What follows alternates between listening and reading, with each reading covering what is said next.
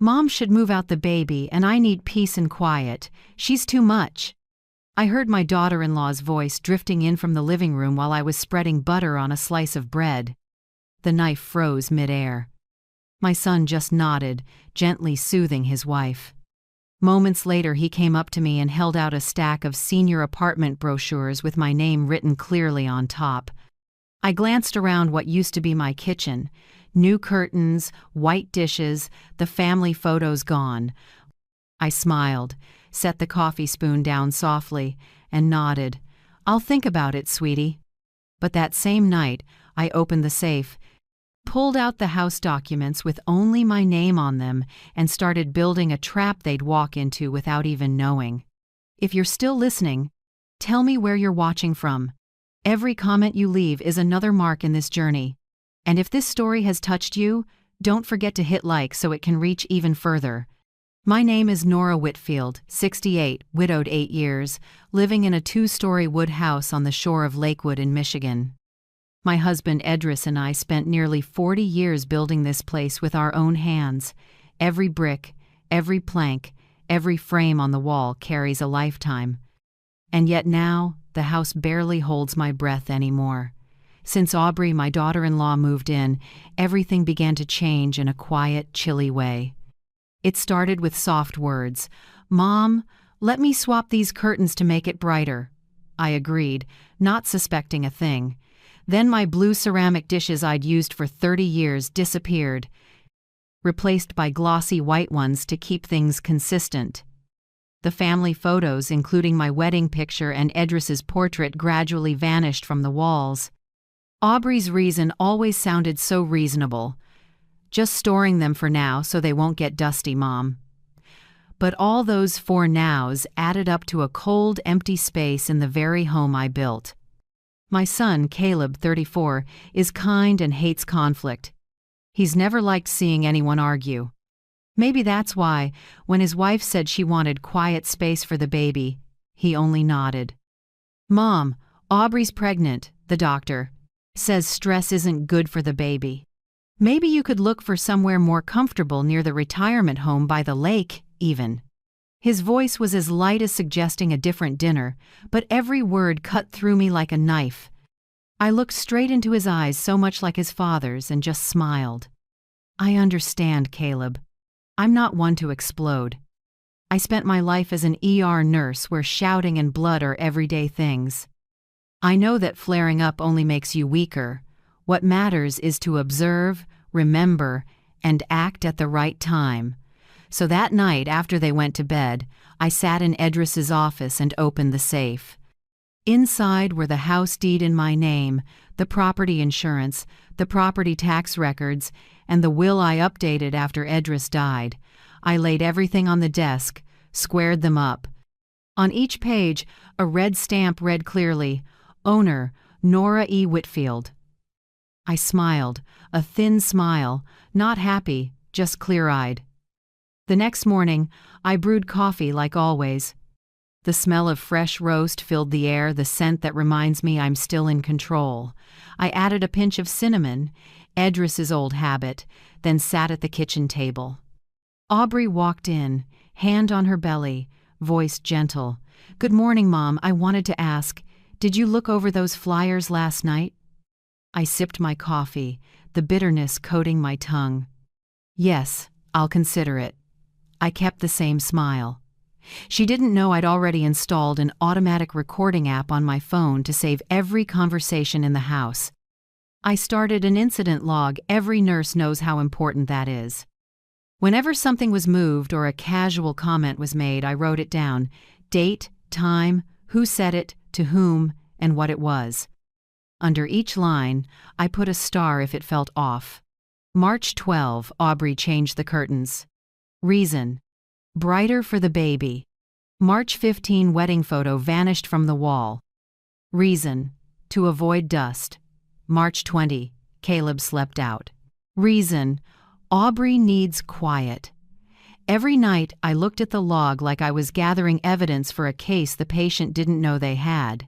The house grew strange to me. Each morning Aubrey played soft music, called it pregnancy therapy. She floated through the living room in silk sleeves, hand always on her belly like a leading lady in a film about motherhood, while I, the actual mother of this home, was pushed into a silent, supporting role.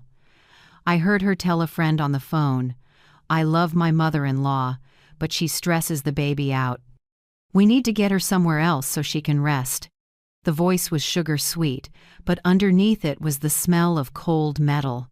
I still went to the market, still cooked, still tended the garden, but everything I did became a thorn in her eye.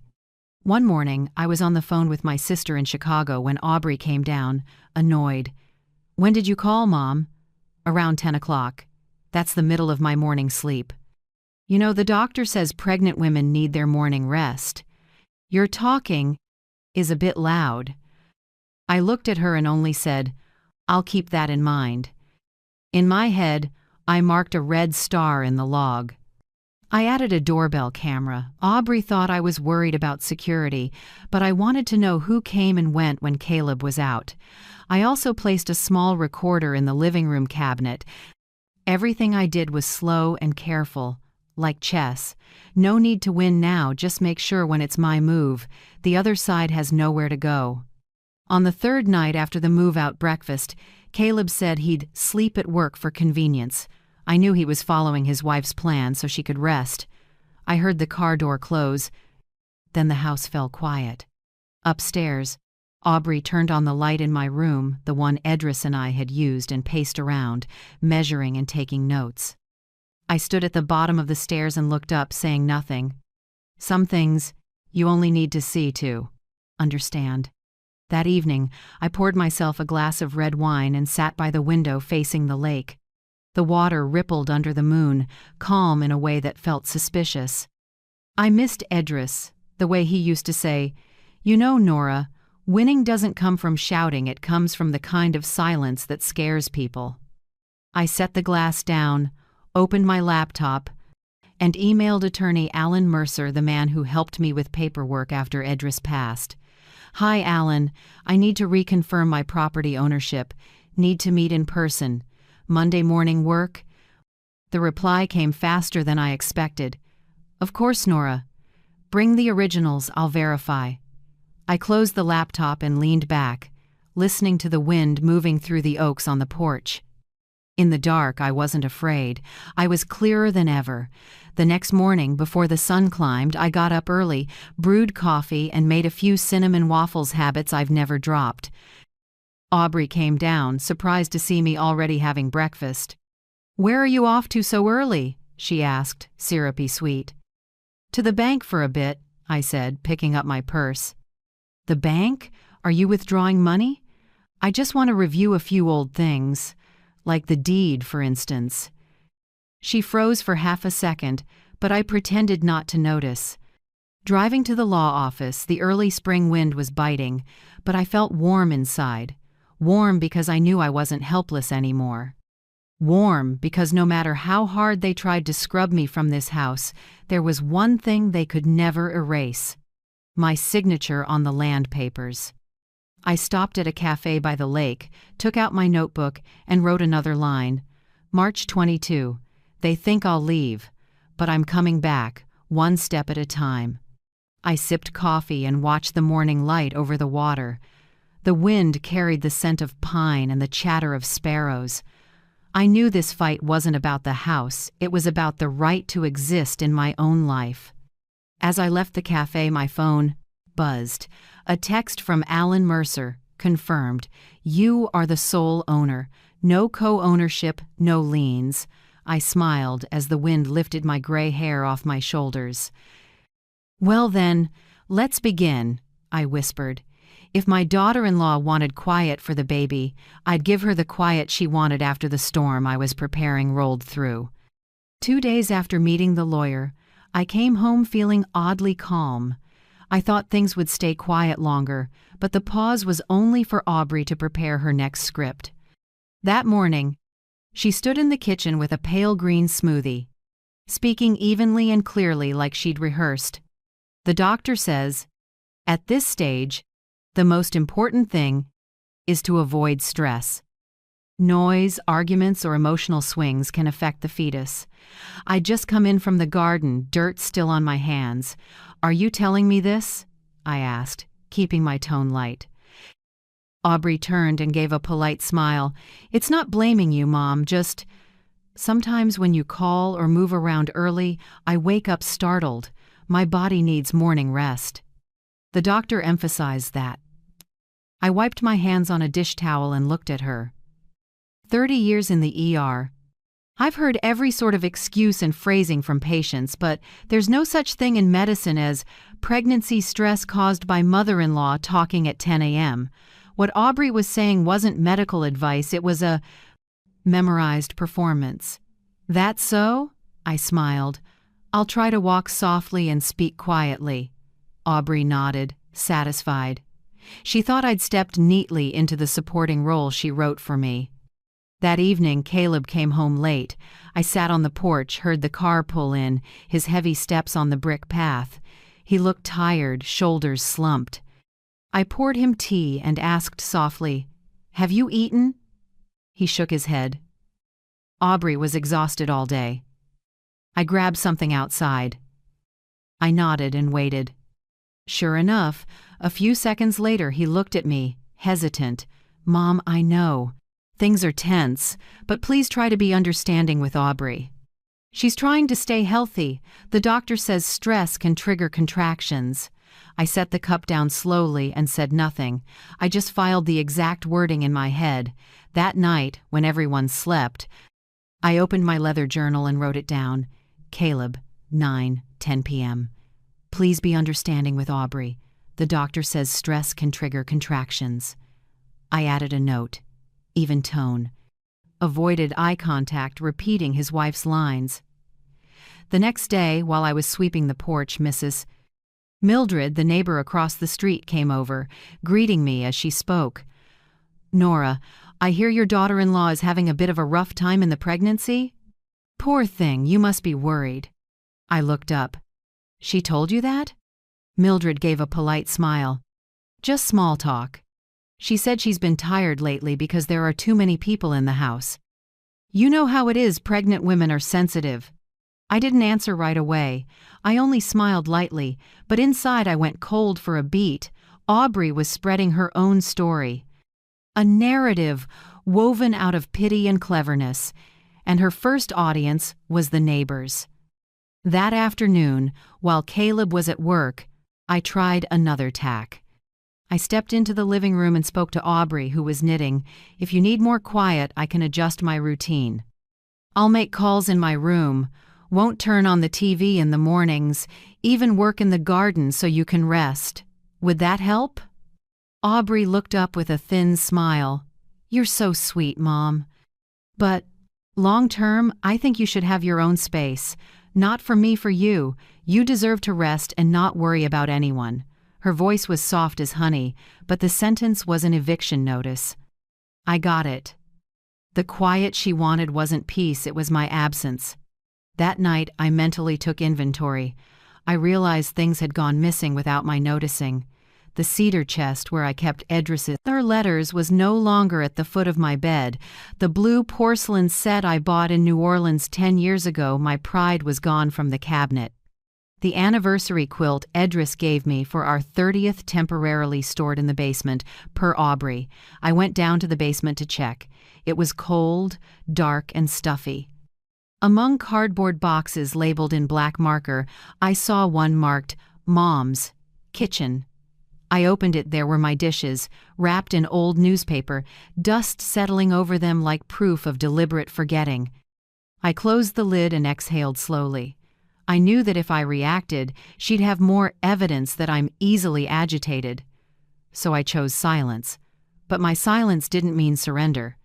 From then on, I realized Aubrey had her own language of manipulation. Everything she said began with 3 words. For the baby. For the baby, don't run the washer in the morning. For the baby, don't cook strong-smelling food. For the future, you should rest. For my health, you should go out more. Each word was light as thread but tight as rope. She never gave orders, but made you feel guilty if you didn't comply. I could see myself being rewritten as the villain in her story, the selfish old mother who won't make room for the new generation. I didn't argue. I started acting. That night, I opened a small box in my desk and took out a mini recorder I used back when I was a nurse to log shifts. I dusted it off, put in fresh batteries, and set it under the bookshelf in the living room where Aubrey liked to make calls. It's small enough to go unnoticed, but the mic is very sensitive. I also changed the lock on the file cabinet holding the deed, insurance, and savings. I didn't want to wake up to find they'd been temporarily stored somewhere else. A few days later, while I was watering the porch plants, my phone buzzed. A text from an unknown number, a screenshot of a group chat called Mommy and Friends. Aubrey's message stood out. End of this month, I'm clearing the mother-in-law's room for the nursery. We'll repaint it cream, way less gloomy. Below it, her friend commented, Nice. Wish my MIL would move out early like that. I stared at the screen and felt my hand tremble not from anger, but from contempt. I saved the image into the Evidence 2 folder, then copied it to an external drive. Every data point, every line, was a link in a chain. I didn't need to rage, I just needed to be thorough. That afternoon, I heard Aubrey laughing in the living room, voice high and bright. Of course it's exhausting. She always thinks she's right. But I'm about to have a beautiful room, just wait. Her friend's voice chimed in through the phone, music playing faintly. You deserve it. Pregnant women should be prioritized. Aubrey lowered her voice. Caleb won't push back. He just wants a quiet life. I stood behind the kitchen door, hearing every word clearly. I wanted to laugh a laugh with no joy in it. Caleb doesn't push back, true, but not pushing back isn't the same as agreeing. Some people choose silence to avoid confrontation, and that silence slowly kills them. I went back to the table, opened my journal, and wrote the day's last line, March 29. Aubrey confirms clearing Mill's room for the nursery. Confident tone, no fear. Confidence is her first weakness. I closed the journal, set the pen on the cover, and let my eyes rest on Edris's small photo on the shelf. You see this, don't you? I whispered. They think I've grown weak, but you know Nora Whitfield has never been weak. I turned off the lights and let the house settle into quiet darkness. Somewhere upstairs, Aubrey was still murmuring through a prenatal meditation, her voice steady like a lullaby of deceit. I reclined and listened to the wind slip through the window, carrying the smell of young pine and the soft lap of the lake. I knew I would sleep deeply tonight. The more this went on, the more certain I was that the game had only just begun. And I, the one they call the source of stress, am the quiet they'll soon have to face with fear. That morning I had just finished watering the carnations on the porch when I heard the click of high heels inside. Not my sound. Aubrey's the woman who walked through my house like its owner. When I stepped in, she was seated at the dining table with a glossy stack of large pages and a smile that was a bit too bright. "Oh, there you are, Mom," she chirped. "I just found something. I think you'll like it." On the table lay a cream brochure reading, Maple Ridge Senior Living, where a peaceful chapter begins. I know the format, clean, easy to read. Photos of seniors beaming in flower gardens or yoga rooms. A manufactured happiness ad designed to convince older people they're choosing freedom, not being left behind. Aubrey opened it, her pale pink nails sliding over each page. "Look, Mom, the rooms are bright, with big windows facing the garden. They have transportation, diet-planned meals, and a Friday dance club. You'll make lots of new friends." I looked closer. A single-window studio, pale red brick, with a photo of a silver-haired woman reading beside a plastic flower vase. In the top corner, a red pen circled around that image with a handwritten note, perfect for her. "You looked into this thoroughly?" I asked, steady. Aubrey smiled lightly. "Yes, I just did some homework first, so you don't have to do the heavy lifting. Maple Ridge is only 20 minutes away by car, with its own shuttle for shopping and appointments. Super convenient, Mom. Right then, Caleb walked in, tie still undone. He set his phone down and glanced at the brochure. You should check it out, Mom. It's nice there. No more yard work or fixing pipes. Staff handles everything. You can just relax. I rested my hand on the back of a chair and looked at them both. The room went so still it felt like the air stopped moving. I asked slowly, word by word, "Did you forget who's on the deed to this house?" They froze. Caleb's eyes slid to Aubrey, waiting for her lead. She blinked, then let out a small laugh, a little flustered. "Oh, Mom, of course no one forgot. I just thought maybe you'd be more comfortable there. I'm only thinking of the baby." I smiled. "Right, for the baby." I pulled out a chair, sat down, and lifted my coffee, blowing on it. "This place does look peaceful." "Exactly," Aubrey said, her voice lightening, thinking I'd softened. "If you agree, I can set up a tour with the manager. Maple Ridge has a special move-in before the end of the month, and the first month's free." I set the cup down and nudged the brochure back toward her. "Interesting, but I think I need to think carefully. After all, people say if you want to move out, you should own the place you live in first." Aubrey's smile stiffened a little. Caleb rushed to smooth things over, forcing a laugh. "We just want to help you, Mom. There's nothing else behind it." "Of course," I answered, steady voice, calm eyes. "I believe that." I stood up and carried my coffee cup to the sink. No one said another word. I could hear Aubrey exhale softly, like she'd just dodged danger she didn't quite understand. That night, after they'd both gone to their room, I sat in the office and opened my laptop. The cream brochure was still on the desk, the lamp shining on the words, "A place to belong." I gave a small laugh. "A place to belong?" I've belonged to this house for 40 years. There's no reason to trade it for a 300-square-foot apartment just because someone else finds it convenient. I opened the safe, took out the original house file, and scanned each page one by one. Deed, title insurance, property, taxes, proof of homeowner's insurance. I double-checked every page, everything intact. No one has the right to touch it. I saved them in a private folder, set a passcode, and emailed the whole set to myself with the subject line, "Private, for my eyes only." Done. I opened my messages and texted attorney Alan Mercer. "Alan, please reconfirm my sole ownership of the Lakewood property. No co-owners, no liens, no transfers. Need confirmation as soon as possible." His reply came in under 10 minutes. Checked.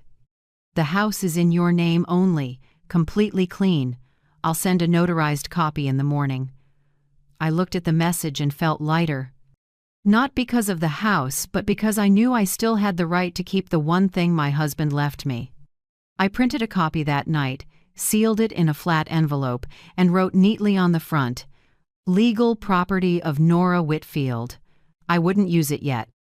I just needed it ready for a show and tell at the right moment.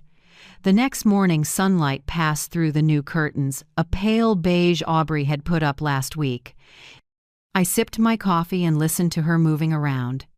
She'd started acting like the house was already hers. She opened cabinets, rearranged dishes, then cleared the lower shelves too.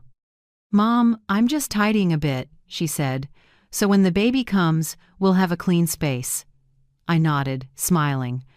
"Go ahead. Just don't touch the cabinet in my office." "Of course," she said without looking at me. At noon, I heard her on the phone in the hallway. "Yes, I think once my mother-in-law moves out, we can repaint the living room walls cream. I'll send you the new design tonight." Her voice was low, but I heard the two words clearly. "Moves out." She passed by me in the kitchen, face bright like that conversation hadn't happened. "I'm making a salad. Want some, Mom?" "Sure," I said, sitting down. "You seem busy." "Oh, just little things," she smiled. "Getting ready before the baby arrives." When she turned to grab a knife, I noticed the Maple Ridge brochure still in the kitchen drawer, the fold-worn proof she'd looked at it many times. That afternoon, when Caleb got home, I was reading on the porch. He sat next to me, quiet for a moment, then said, "Mom, I know yesterday was a little clumsy. Aubrey only wants what's best." "What's best for who?" I asked, eyes on the paper. He stayed silent a few seconds. "For all of us." I folded the paper and looked out toward the lake. "Son, sometimes people say for everyone, but they really mean for themselves. I've seen that more often than you think." Caleb sighed softly. "I just don't want misunderstandings between you and her." "Misunderstandings?" I gave a small smile. "There are no misunderstandings here, Caleb." I heard everything. I set a hand on his shoulder and patted it. "Don't worry. I'm not going to argue. I'll just remind you of one thing: I know exactly whose name is on this house. And I know when it's time to remind others, too." He looked at me, confused, then gave a small nod. "I understand." That night, as the house lights dimmed, I was still awake. I stood at the window and looked down at the garden Edris and I tended for 40 years. The tulip rows were budding, fresh green grass pushed up through damp soil. I remembered Edris once said, "Don't let someone plant in your garden before you know what they plan to pick." I smiled, closed the curtains. Downstairs, the living room light still glowed. Aubrey was tidying, or rather, doing a full run-through. I heard porcelain clink, measured footsteps in every corner. She was rehearsing her part, the new owner of the house. I went to bed, turned off the light, and thought, "Keep going, Aubrey. The better you perform, the harder your fall when the curtain drops." That afternoon, while I trimmed the lavender along the fence, Paula Delaney, my next-door neighbor on the right, walked over. She's a few years older than me, small frame, softly curled hair, always carrying a hint of rose. She held out a bag of freshly picked apples and spoke as if casually, "Nora, I don't mean to pry, but yesterday I had to stop by the Crescent Hotel, the one across from the gas station, and I saw Aubrey with a man." I paused my shears. "What man?" Paula lowered her voice. "I don't know his name, but he wore a dark suit, drove a black Lexus, confident build, around 40. I recognized Aubrey by her hair and that cream coat she often wears. They didn't look around, just walked in holding hands. I called her name, but she acted like she didn't hear. I kept my composure, smiled, and accepted the apples. "Maybe you saw wrong," I said softly, but inside, the pieces started to shift. That night I wrote in my journal, "April 2nd, Paula Delaney says she saw Aubrey with an unknown man at the Crescent Hotel. Description: dark suit, silver watch, black Lexus, not Caleb." I reread it several times, stopping on "not Caleb." Some things you don't want to believe, but a woman's intuition, especially after nearly 7 decades, rarely misses.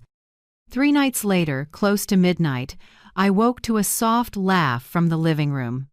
That laugh was light and flirtatious, but completely different from Aubrey's voice when she spoke in front of Caleb. It sounded truer, freer, more bare. I stepped down the stairs slowly, careful not to make a sound. In the warm spill from the living room, I saw 2 shadows on the wall: a tall, broad-shouldered man lounging in a chair, Aubrey leaning toward him, a glass of wine in her hand. The man's voice was low and confident. "Told you, it's only a matter of time. Once everything's set, you'll have what you want," Aubrey answered, breathy. "I'm just scared of being found out." "No one suspects a thing," he chuckled. "Just let it all look natural. I'll take care of you and of our baby." A chill ran up my spine. "Our baby?" Those 2 words cut like ice. I didn't step in. I walked into the kitchen instead and turned the faucet on hard, letting the rush of water serve as a warning bell. The voices in the living room softened. A few seconds later, Aubrey came into the kitchen in a silk nightgown, smoothing her hair. "You're still up, Mom?" she asked lightly, like nothing had happened. "I was thirsty," I said. "Can't sleep?" She smiled, eyes flicking toward the living room. "Just watching TV, those late-night cooking shows." "Got company?" I asked, though I knew the answer. Aubrey shook her head with a tight smile. "No. Who would visit at this hour?" I held her gaze for a few seconds, then nodded and turned off the water. "Right. Cooking shows this late? Must be quite interesting." She said nothing, then slipped away quickly. I heard a door close softly, men's shoes glide over hardwood, and minutes later, an engine start in the driveway. The next morning, Aubrey acted like nothing happened. She blended a smoothie, put on meditation music, and talked about redesigning the nursery. Caleb kept leaving early and coming home late, repeating a line like he'd been hypnotized. "Aubrey needs to rest, Mom. Please don't add pressure."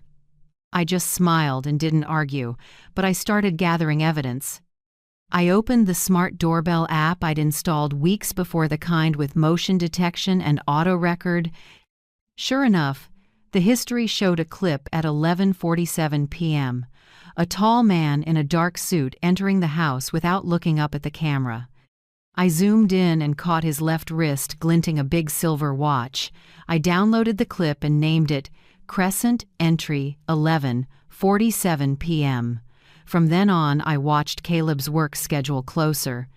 He said he had back-to-back shifts at the company, even overnights. Aubrey, meanwhile, was freer than ever. She entertained guests, signed for personal packages, and sometimes disappeared for hours with no explanation. I started logging everything. April 4th, black Lexus parked out front at 8:15 p.m. Camera captures a male figure matching April 2nd.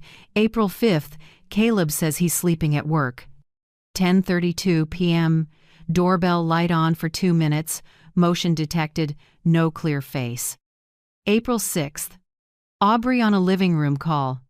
"Don't worry. Things are moving." I felt like I was living in a play where I was both witness and audience. One afternoon, while Caleb was at work, I heard a car stop out front. I peeked through the curtain. That same black Lexus. The man got out this time. I saw more clearly. Around 40, tall, broad shoulders, dark hair with some gray, an Omega watch on his wrist, perfectly fitted navy suit.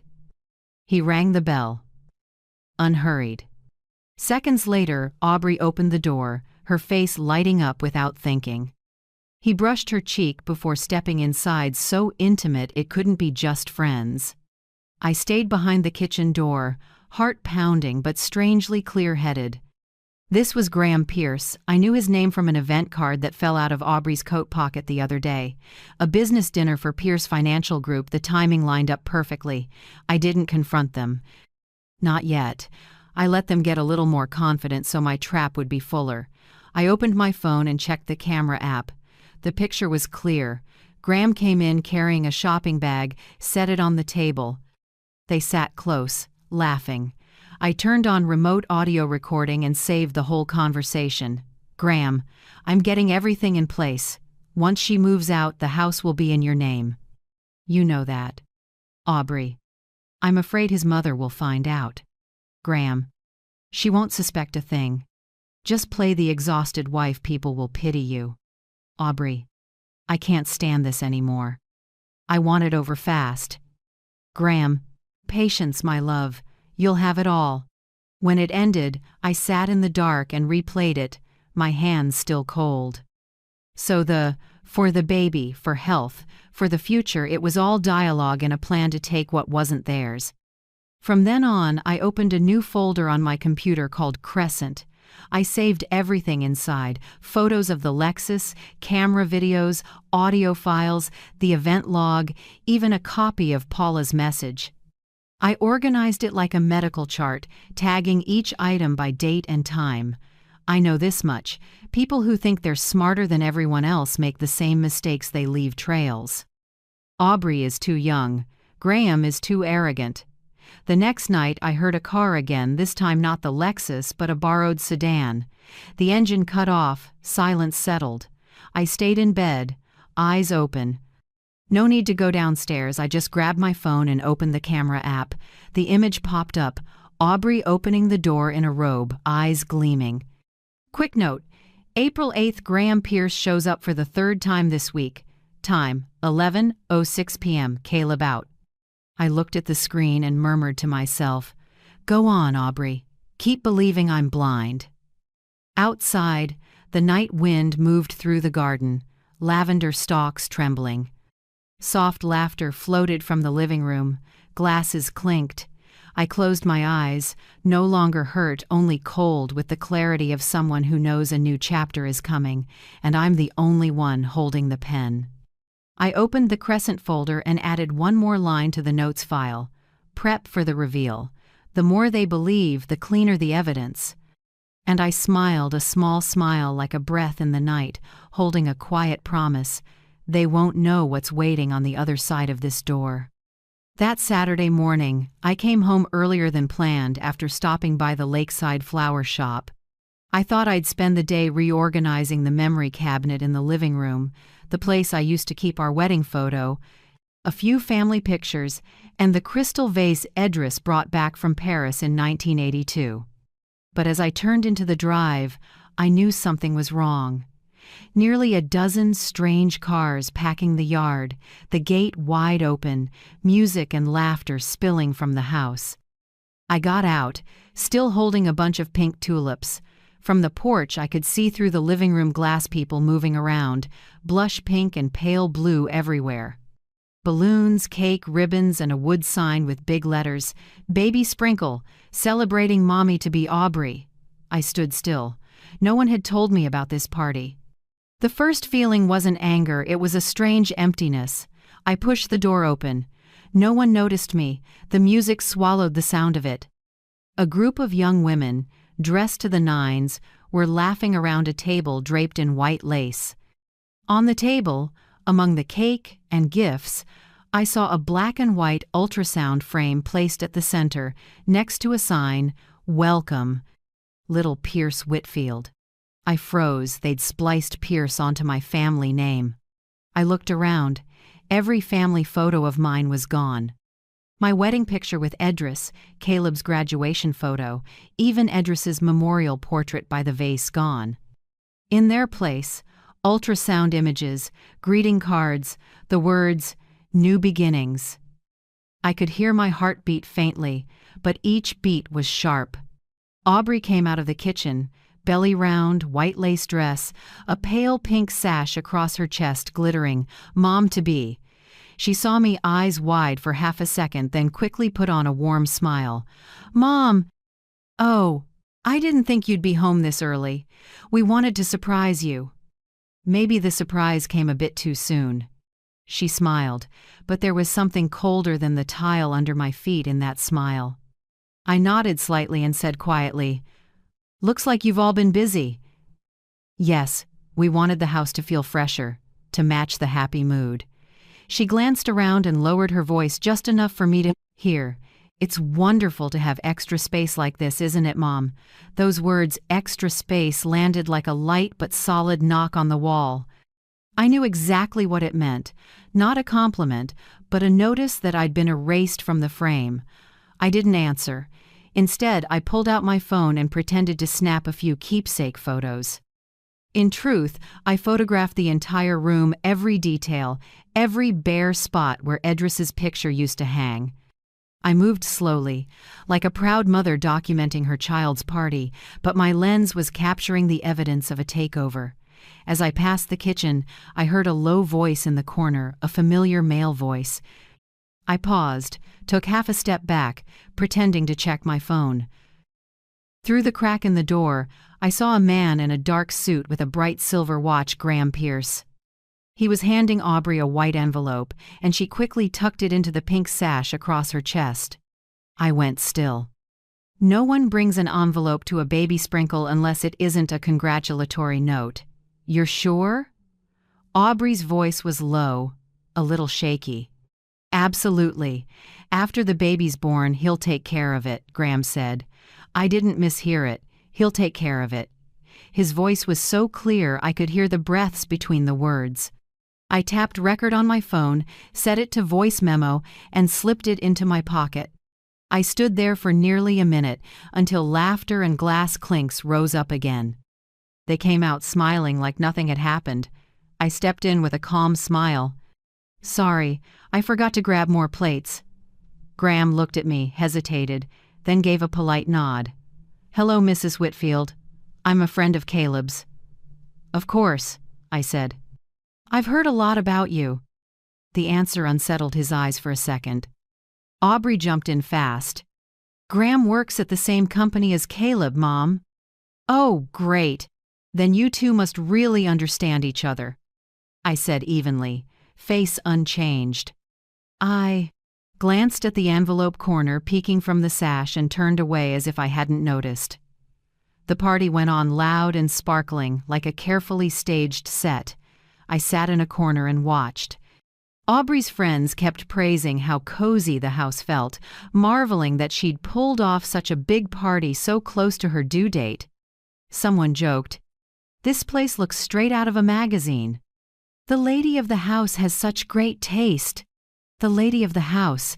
No one realized the real owner sat in the corner, smiling quietly like a spectator at a tragicomedy.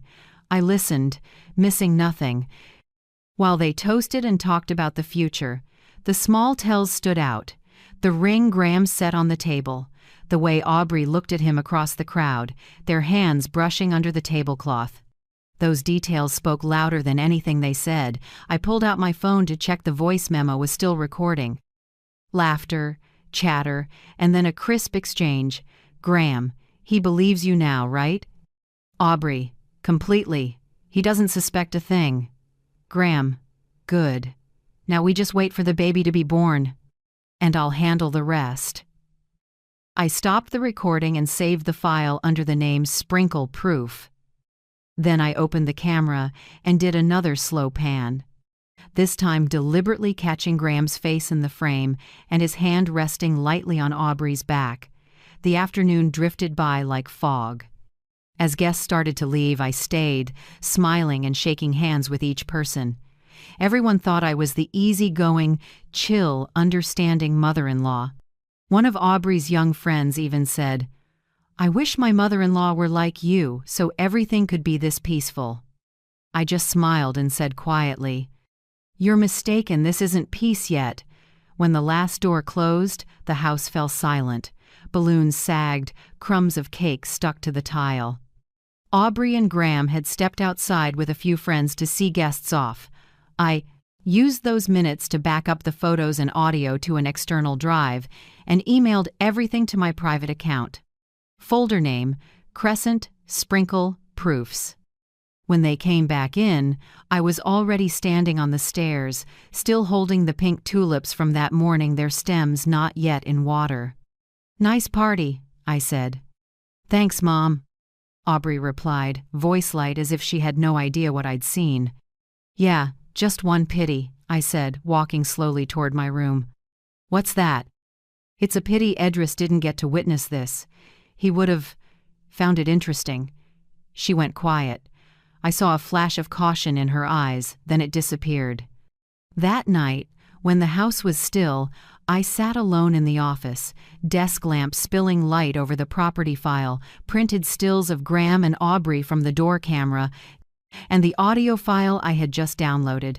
Each small piece of evidence clicked into place like tiles in a final mosaic. I opened email and typed a short note to attorney Alan Mercer. "Alan, I think we have enough to proceed with step 1. Prepare everything. I'll be in touch in the morning." I hit send and closed the laptop. Outside, wind moved through the pines, carrying the smell of rain and the whisper of leaves. I felt no hurt, no anger, only a cold, steady clarity. I stood, turned off the light, and went to my room. Tomorrow, the storm arrives. But tonight, I'll sleep well because this time I'm the one holding the knife by the handle. The next morning, first light filtered through thin curtains and washed over the long dining table where everything was about to happen. I'd prepped the night before a thick, crisp file, plastic-sleeved and tucked neatly into a pale yellow rigid envelope. On the front, in bold print, I'd written, "Property deed, 112 Lakewood Drive." I made coffee, so calm it surprised me. The house was quiet. The click of the coffee maker echoed in the dim.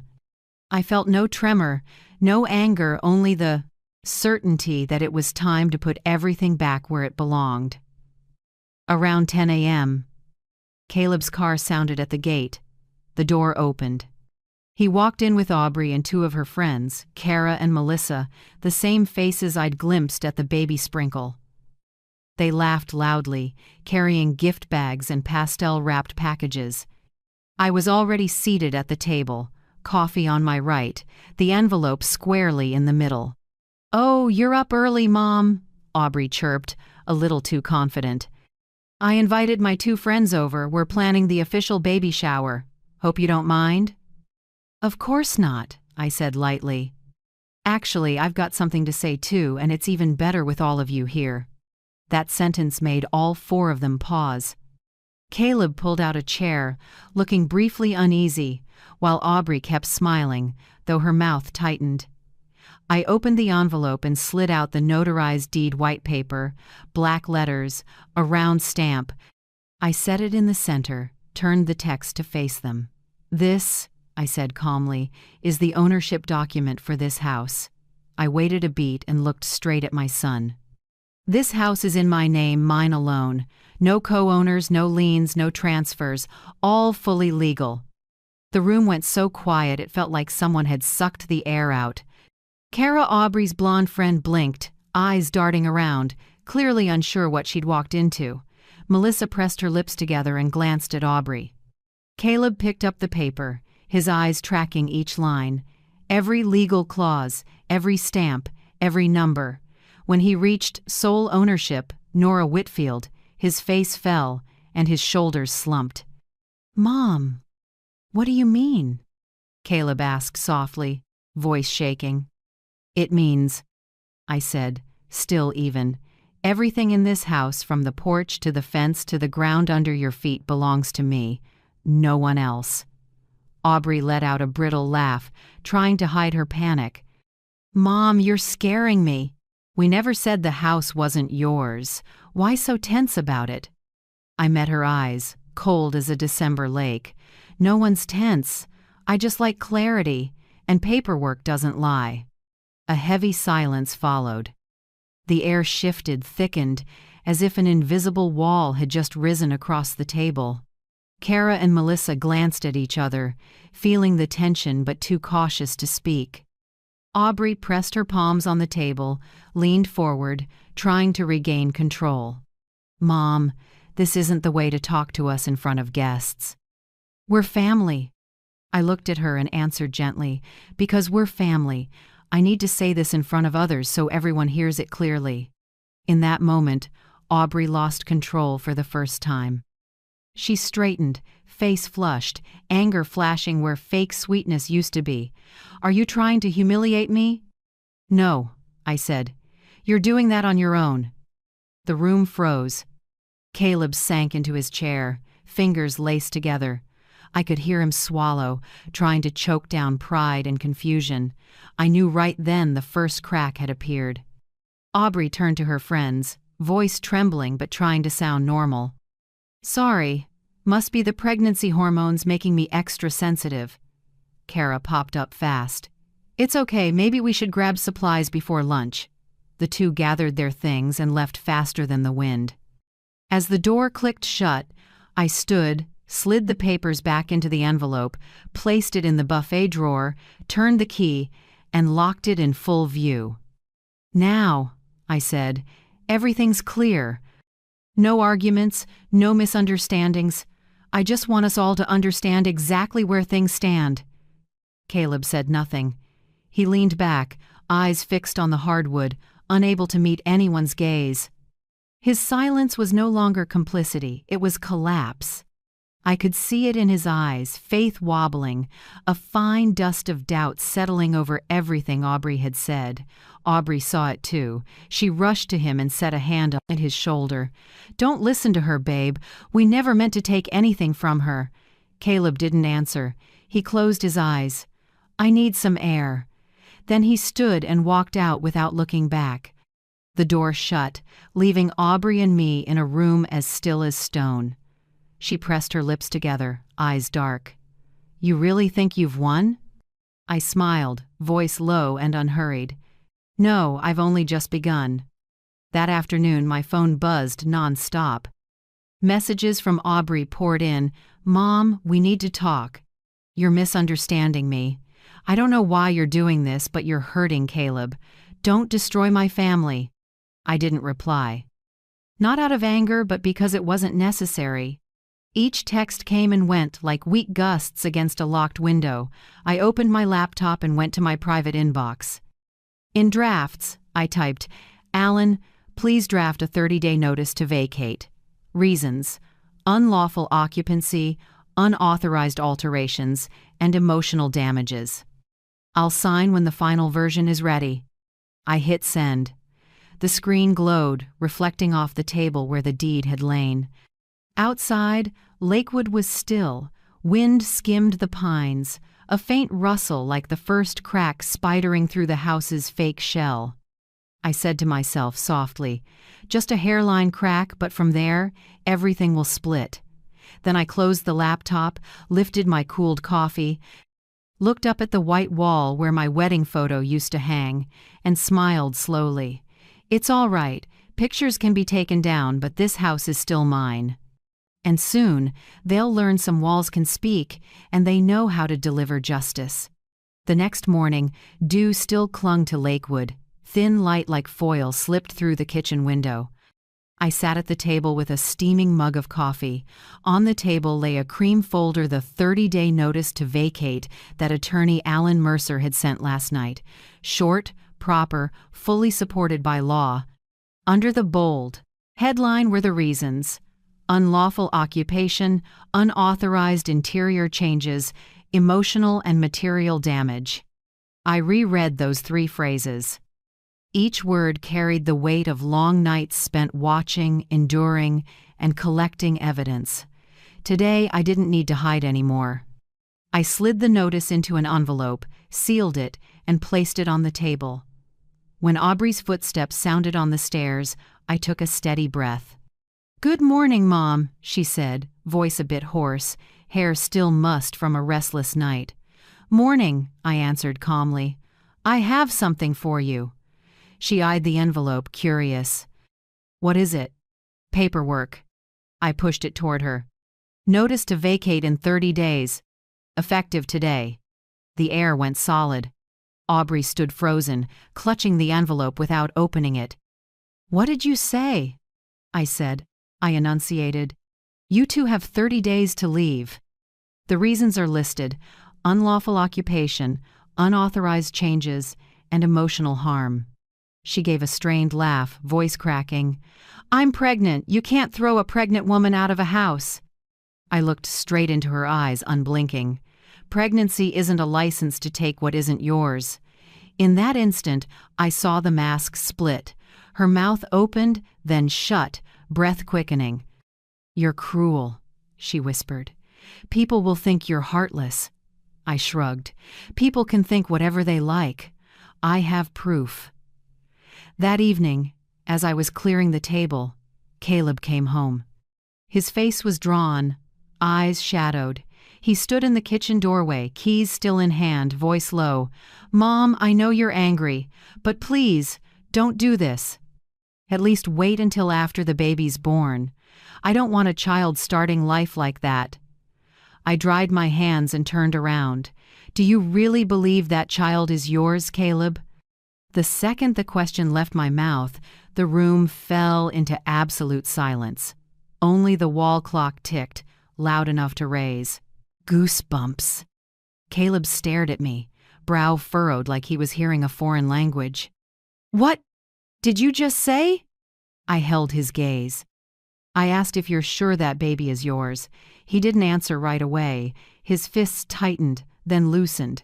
In his eyes I saw a chaos, suspicion, shame, and a swelling kind of hurt. He said quietly. Of course it's mine. Why would you say that?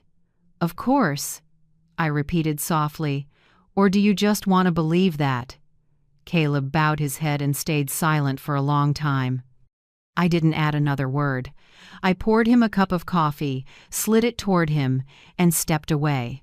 Some questions don't need answers because silence already is one.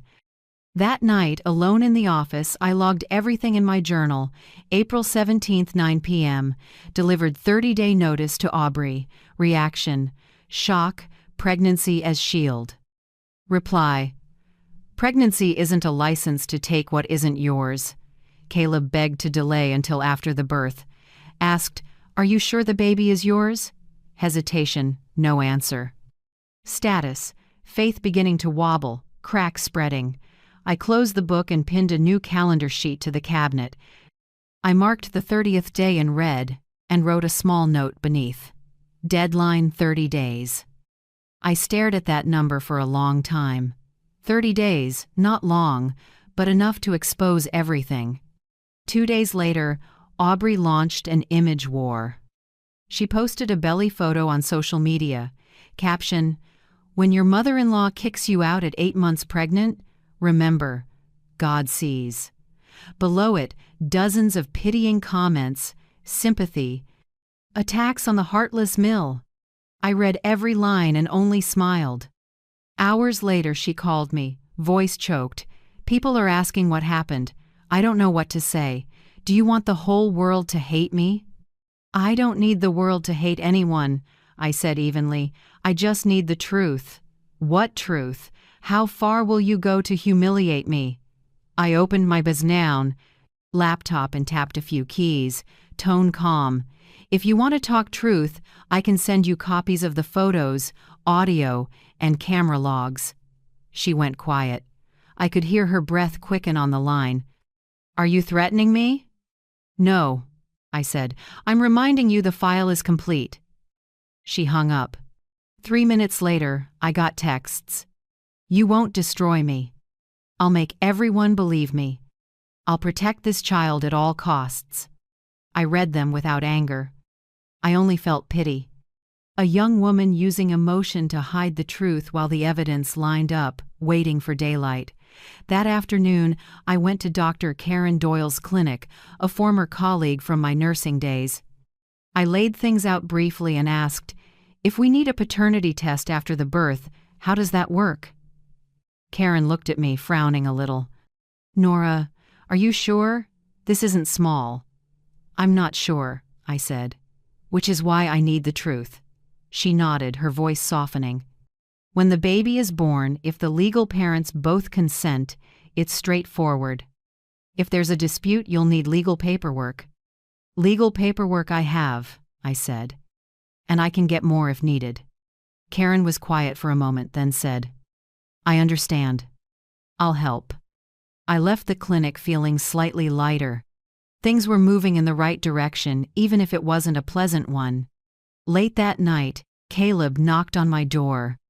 He came in and sat opposite me, fingers knotted together. The desk lamp lit his face tired, but for the first time, clearer. Mom, he said softly, I need to ask you straight. Do you have proof? I mean, about Aubrey and that man? I looked at him for a long moment.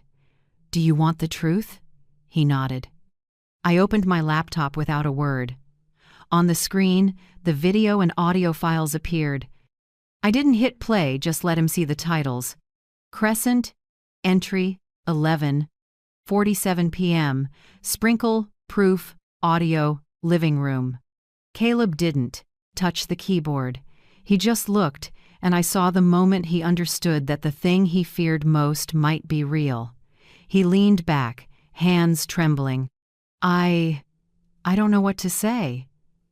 You don't need to say anything, I replied. You just need to want the truth. From there, everything clarifies on its own. He nodded slowly. For the first time in months, I didn't see evasiveness in my son's eyes, only the quiet acceptance of truth arriving. After he left, I sat alone. I scrolled past the files, then turned off the screen. Outside the window, a waning moon hung over the lake, scattering light across the water. I ran my fingers over the table where the notice had sat that morning and smiled faintly. The question had been planted, and like any seed, truth only needs time to sprout. I closed the journal, blew out the light, and whispered, "Now let's see how long they can hold out before they break the silence themselves."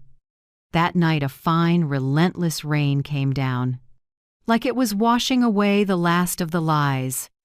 I was about to turn off the light when my phone buzzed an unknown number, no name saved, no profile photo. The first text was just 5 words. "You should see this." Below it were 3 photos sent back to back, each one slicing straight through the shell of quiet Caleb and I had tried to keep. Photo 1, Aubrey and Graham Pierce, yes, clearly him standing under the yellow lights of the parking lot outside the Crescent Inn. They were holding hands, heads tilted close, smiling in a way no co-workers would. Photo 2, Graham's hand on Aubrey's pregnant belly, not a polite touch, but intimate and possessive. The streetlight glinted off that familiar silver watch on his wrist, and Aubrey's face glowed relaxed, bright. Not at all like someone afraid of being found out. Photo 3. The 2 of them at the front desk, Graham handing a room key card to the clerk. Aubrey tilted her head, hair loose, a small smile on her lips. Under the photo, the sender added one more line, "He's paying for both her and the baby." I felt my blood go cold, but strangely, I didn't shake. Just absolute stillness. No panic, no anger, only confirmation of what I'd known too well for a long time.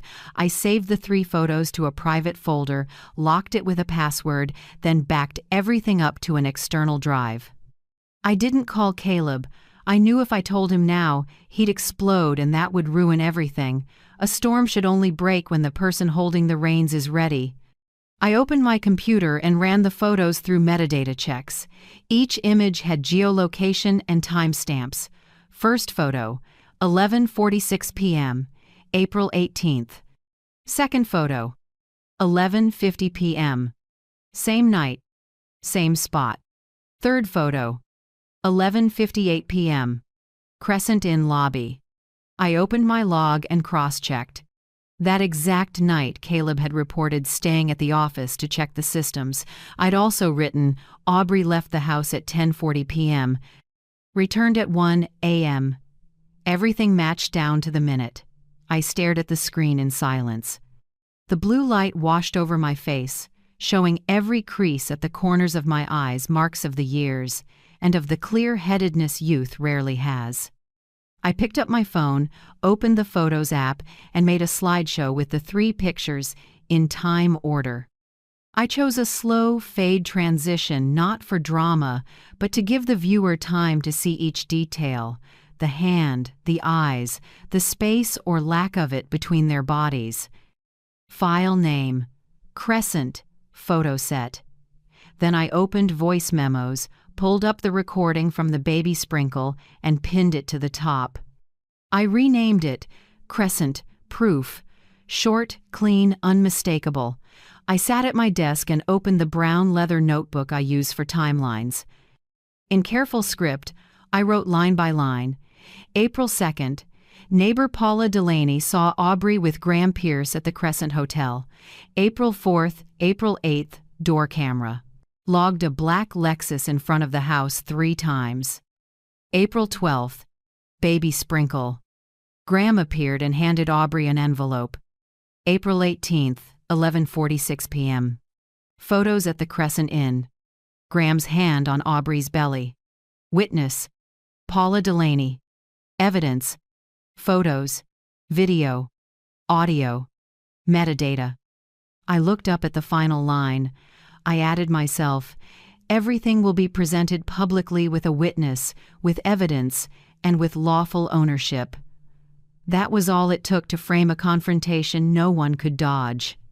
Around midnight, I called Alan Mercer. His voice was rough and sleepy, but the second I said, "We have photos," he snapped awake. "Even stronger than audio," I said. "Metadata matches the hours Caleb reported being away." "Do we have a witness?" "Yes, neighbor Paula Delaney. I logged dates and times, and she's willing to testify if needed." "Perfect," he said. "Then just wait for my signal. When I say stage ready, you present everything to the right people, at the right time, in the right place." "Where?" I asked. "Right in that house," he said, pausing. "Nothing beats the truth laid out in front of family." I was quiet a few seconds, then let out a small laugh. "Exactly. I want them to hear it in the very house they thought they'd taken." After I hung up, I turned off all the lights except the desk lamp. On the table sat files, a USB drive, printed photos, an external hard drive, everything organized like pieces arranged for the final battle. I looked at them and felt like I was steering a storm from its eye. The window was cracked. The lake air came in cold. I pulled my cardigan tighter, leaned back, and felt a soft tiredness ripple through me, but in my head, everything was crystal clear. It had been a long time since I felt in control of my life. No longer the annoying, outdated, in-the-way mother. No longer a shadow in my own home. Now I was the only one who knew all the pieces and held the key to them all. Before bed, I opened the text thread from the unknown number. No name, no photo, just a short line. "He's paying for both her and the baby." I didn't know who sent it, maybe a hotel employee, maybe a bystander who wanted justice, but that didn't matter.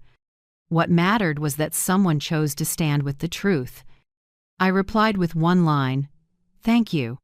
Then I deleted the chat from the phone, but kept everything saved to a second external drive and locked it in the safe with the house papers. I turned off the light but couldn't sleep right away. In the dark, I heard the soft patter of rain on the roof, each drop like a quiet count toward the moment when everything would blow open. I thought back to the first morning Aubrey said, "You should move out," a voice sweet as sugar with a razor underneath. Back then I felt stripped of everything. Space, my son's affection, my dignity. But now, looking back, I understood. Sometimes loss is the purest form of freedom. I lay down and pulled up the covers. In my mind, I saw those 3 photos again under the jaundiced streetlights where 2 people thought no one was watching. They didn't know each picture is now a bullet of truth, and I'm the only one holding the trigger. For the first time in months, I closed my eyes and slept deep. No fear, no anger. Just one thought, light as breath. The storm has reins, and I'm the one holding them. 3 days later, Aubrey announced a cozy dinner to bring the family's spirit back together. She said it breezily, as if there hadn't been legal notices, fights, or clenched teeth threats over text. "Just a few of Caleb's coworkers, Mom," she said, eyes shining innocent. "They want to meet his family, and I think you should be there. You're the soul of this house." I smiled. "Yes, that's right. I'll be there." She didn't know I'd been waiting for this, an audience, bright lights, a witness, and the perfect timing to strip everything bare. Friday night, the house glowed, dinner scents mixing with expensive perfume. I took the seat at the head of the table, the spot Edris used to claim. Aubrey breezed between the kitchen and dining room, smile pasted on. Caleb was quiet, face tight. The meal unfolded in that practiced, fake calm. A couple of Caleb's co-workers, 2 men and a woman, talked shop, threw in a few compliments about the food, and called the house cozy. I caught the sideways looks at Aubrey, a mix of curiosity and discomfort. When dessert came out, I set my spoon down and took out my phone. "Let me share a few photos," I said lightly. Every eye turned to me. I set the phone in the center and swiped. The screen lit up the 3 photos one by one under the warm dining room lights. First photo. Aubrey and Graham holding hands under the hotel's streetlight. Second, Graham's hand on her belly, too intimate to deny. Third, the two at the front desk, Graham handing over a key card, smiling. Nobody spoke. The soft clink of flatware on china stopped cold. I didn't look at Aubrey, I looked at Caleb. He froze. His jaw clenched. His eyes locked on the screen. Under the light, his face went pale, like someone had yanked the air from his lungs. "Aubrey," he said quietly, voice snagging. "What is this?" Aubrey blinked fast, mouth opening and closing. It's a misunderstanding," she stammered. "Graham is a coworker. He was just comforting me because I've been under stress." I leaned in and swiped to the next file. From the phone speaker came a clean audio clip, slick as a blade through fabric. "Graham, once the baby's born, he'll handle everything." "Aubrey, I'm afraid your mother will find out." "Graham, she won't suspect a thing. Just keep playing the exhausted wife." I didn't feel anger, only a cold line down my spine. Have you ever heard a sentence that made your heart stop because you knew everything changed in that instant? If you have, share it in the comments. Maybe we'll understand each other better through those cracks. My voice sounded far away, like I was an outsider to my own play. The air in the room thickened. One coworker lowered his head and slid his wineglass aside. The woman pressed her lips together and shook her head. I didn't need to say another word. Aubrey's polite mask was breaking on its own. "Aubrey," Caleb said, firmer now. "Who is he? And the baby?" She shot up, her chair clattering backward. "Who are you listening to? A jealous mother trying to wreck her son's family?"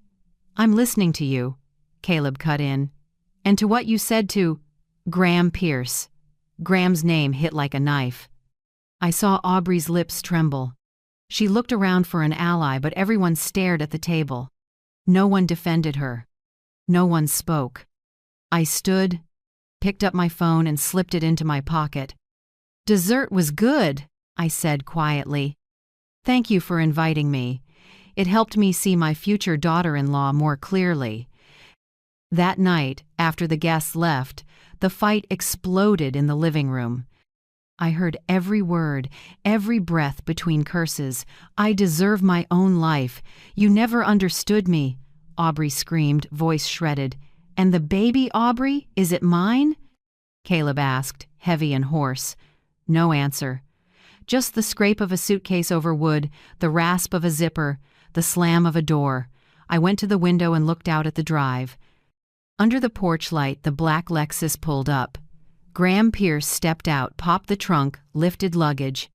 A few minutes later, Aubrey appeared in a long coat, never looking back. Graham took her arm and opened the door. They got in, and the Lexus slid into the dark, its taillights dragging a red streak across the wet road. I stood still, not happy, not triumphant. Just the quiet after a storm you knew was coming. When I turned back, Caleb had collapsed onto the sofa. His head was in his hands, eyes red. He looked hollow, like someone had ripped out his heart. I went to the kitchen, made a mug of peppermint tea, and set it in front of him without a word. He looked up, eyes wet. "How long have you known?" "Since you started avoiding my eyes," I said. "And you waited until now to say anything?" "I didn't say anything," I answered. I let the truth speak. He nodded and dropped his gaze. I sat beside him, without touching his shoulder, without comforting words. Sometimes pain needs to breathe, not be smothered. The clock ticked. Wind nudged the window. In a house that had echoed with arguments, there was finally real quiet. Caleb spoke at last, voice ragged. "I've been blind for too long. You tried to tell me, and I wouldn't listen." I shook my head slightly. "No, Caleb. I never tried to tell you. I waited for you to see." He let out a thin, bitter laugh. "Well, I see now. And what will you do with it?" "I don't know," he whispered. "But for the first time, I know you weren't wrong." I nodded. Nothing more needed saying. I poured more tea and nudged the cup toward him. Steam rose, wrapping the warm lamplight in a thin haze between us. We sat there a long time, both quiet. The house was peaceful, the kind of peace only those who've lost something can recognize. When the clock crept toward midnight, I stood and eased the door shut. The soft click of the lock was the sound of an old chapter closing. In the living room, Caleb still sat staring at the steaming tea. He wasn't a man lost in a mirage anymore. In that light, I saw my son hurt, fragile, but real. I walked back and sat beside him. No talk of forgiveness, no lessons. I just kept my hand near his close enough so he knew I was there. In the quiet, with warm tea and the wind at the eaves, the mother-son bond that lies had severed began to tie itself back together by the truth. And that, to me, was the only victory that mattered. The next morning, early sun poured through the living room windows. The light was soft but clear, catching dust motes still hanging, the dust of long silence, of false words, of hidden wounds. I poured myself coffee and stood looking around the house. It was strangely quiet. No staccato heels, no heavy perfume, no lectures about how the baby needs quiet. Just me, Caleb, and the truth.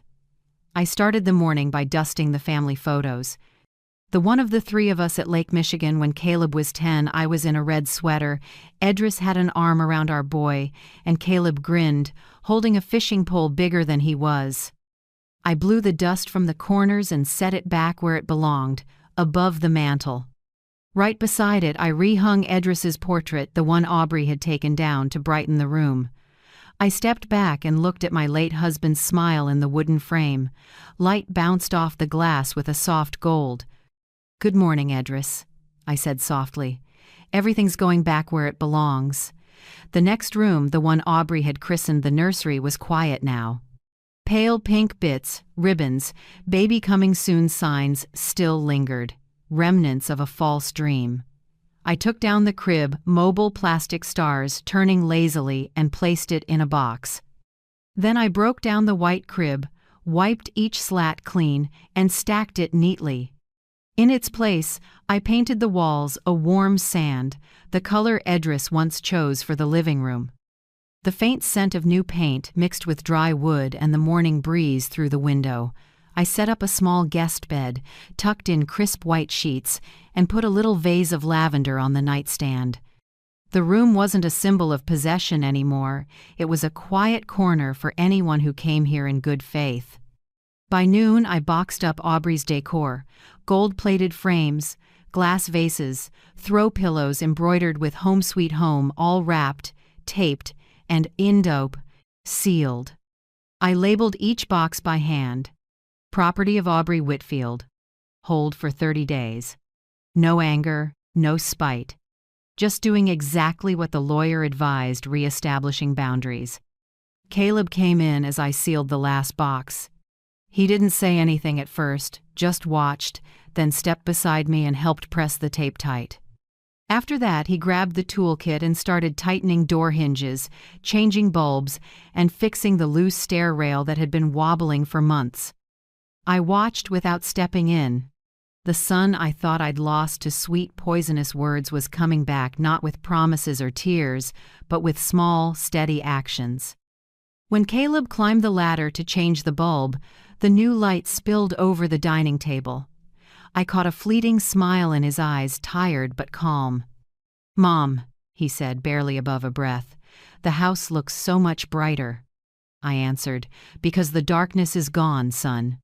That afternoon, we sat in the living room and went over the papers Mercer had sent. I said, "No need to contact Aubrey anymore. Let the lawyers handle it.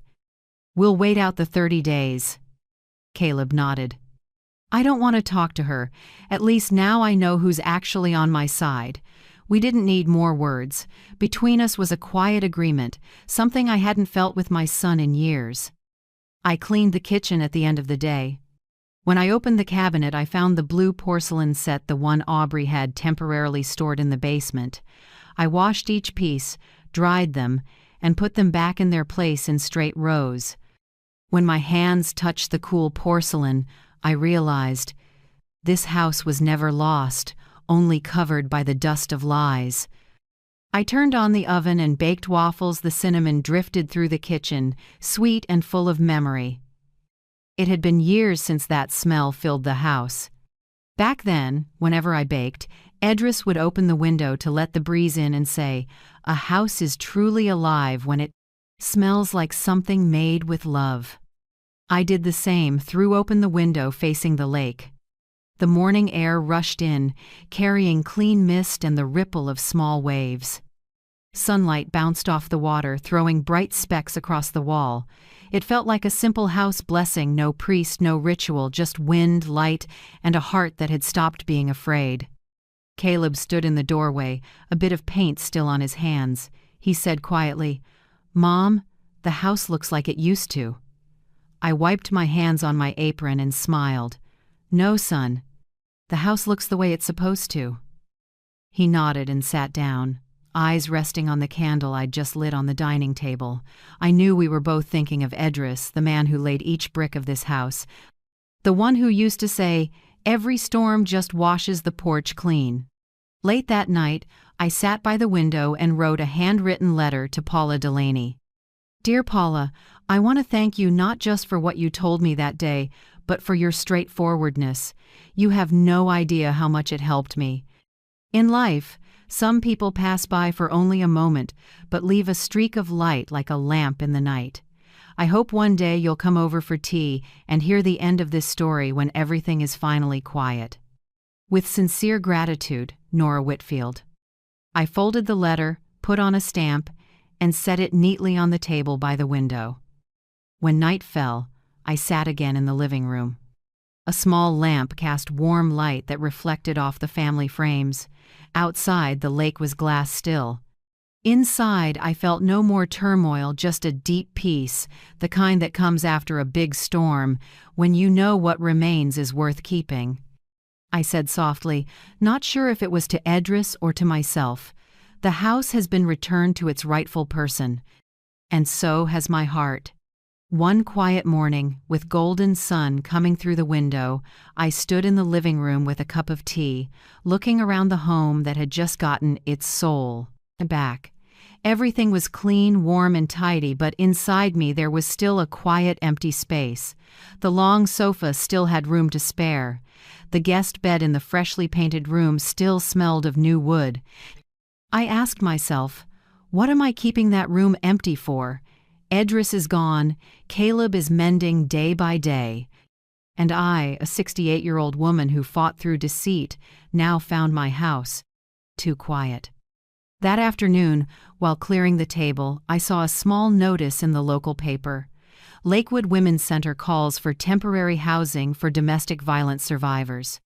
The center is over capacity and needs community shelter. I sat still for a moment. Then I picked up the phone and dialed. "Lakewood Women's Center. How can I help?" A middle-aged woman's voice, gentle but tired. "This is Nora Whitfield," I said. "I don't know how much this helps, but I have a spare room. I'd like to offer it for free the first month, if someone needs a safe place." Silence for a few seconds, then a soft exhale. "Mrs. Nora, you just saved someone you haven't met yet." 3 days later, Janelle arrived.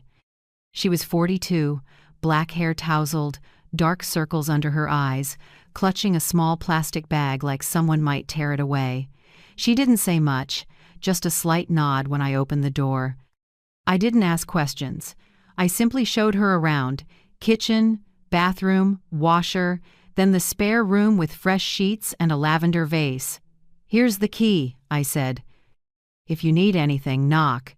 If not, keep the kind of quiet you want." She nodded, clutching the bag to her chest. That first night, I heard water in the sink, a spoon touching a mug. Around midnight, the kettle whistled softly in the kitchen. I stepped out and found Janelle standing there, eyes startled like a child caught doing something wrong. "Sorry," she whispered. "I just wanted some tea." I smiled and pulled out a chair. "It's okay. Here, you don't have to apologize for existing." She looked at me a long time, then nodded with tears in her eyes. That night the house found its voice again, small but real. 3 weeks passed. One morning, I woke to find Janelle's room empty. The closet, neat, bed made, and a folded note on the table. Mrs. Nora, I've left not because I'm scared, but because I finally can. Thank you for the room, for the quiet, and for not asking questions. You gave me back air. Janelle. I held the note and read it over and over. You gave me back air, made my heart tremble. Sometimes what people need isn't shelter, it's a corner where no one judges. I sat on the bed and took a long breath. The room wasn't empty anymore, it had just been filled with meaning. 2 weeks later, the center called back. Mrs. Nora, there's a young woman and her 2-year-old. No one will take them because the child's so young.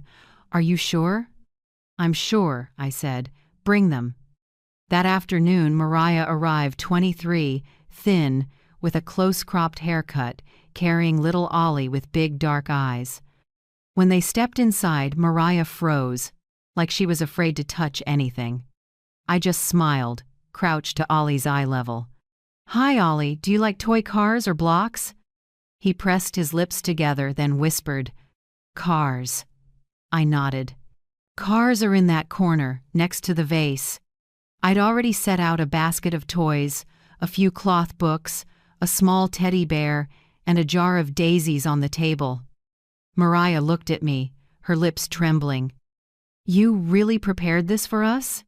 I didn't prepare it for anyone, I said. I prepared it for people who need a place to breathe. 3 days later, the house began to change. Mornings came with small footsteps down the hall and little giggles from the living room. Afternoons smelled like roasted chicken and stewed vegetables. At night, instead of total silence, I heard a soft lullaby from the next room, Mariah's voice gentle as wind at the window. I didn't feel invaded. On the contrary, the same house once taken over by lies and schemes, was full of real life now. Caleb came home for the weekend, stood in the kitchen, and smiled. Mom, are you fostering kids? I said, No, I'm just lending out warmth, the thing I used to be afraid of losing. He looked around and said, Our house sounds different. It does. I smiled. Now it knows how to breathe. At the end of the month, I made a small wooden sign and painted the letters by hand. Whitfield Room, 30-day bridge. I hung it by the front door, right under the trellis. No bright signage, no loud announcement, just a quiet message. If you need a temporary shelter, there's a room here, and someone who won't ask too many questions. That afternoon, I sat on the porch steps and watched the sunlight stretch across the lake. Lavender drifted on the breeze. Inside, Ollie laughed out loud after spilling flour, and Mariah rushed to wipe the floor, still smiling. My chest warmed in a way I can't explain. I understood that healing isn't erasing the past. Healing is being able to open the door and let others in, to let them stay in the place where you once broke without fearing it'll be taken again. My Lakewood house had been through darkness, betrayal, and the most delicate kind of deceit. But now, it could hold others without losing itself. I looked at Edris's photo and said softly, See, we made this old house into something bigger than revenge. Then I smiled and listened to the little tink of wind on the wooden sign. To me, that sound was a confirmation. I'm not a victim anymore. I'm the one who opens the door. On the morning of the 30th day, I woke before the sun. Dawn spread honey-colored light across the lake. On the table lay an email from Attorney Mercer, short and final. Mrs. Whitfield, the 30-day period has ended. No claims, no response from Aubrey or her representative. The file is officially closed. I read each word slowly to be sure I hadn't misread. A long chapter full of smoke, tears, and tug-of-war had truly ended. No door knock, no courtroom, no last showdown. Aubrey's silence was the clearest confirmation. She knew she'd lost and had nowhere to return to.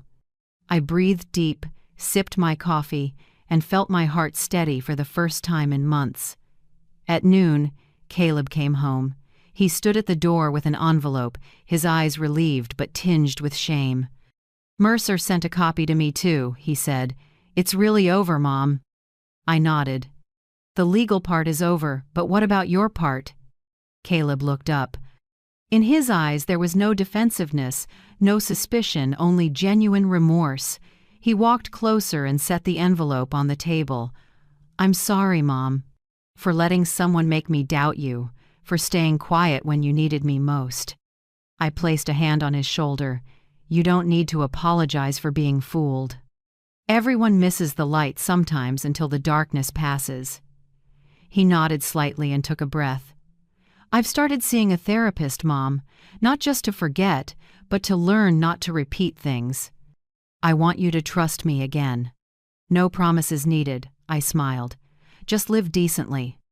That's enough. 2 days later, the local paper buzzed with news.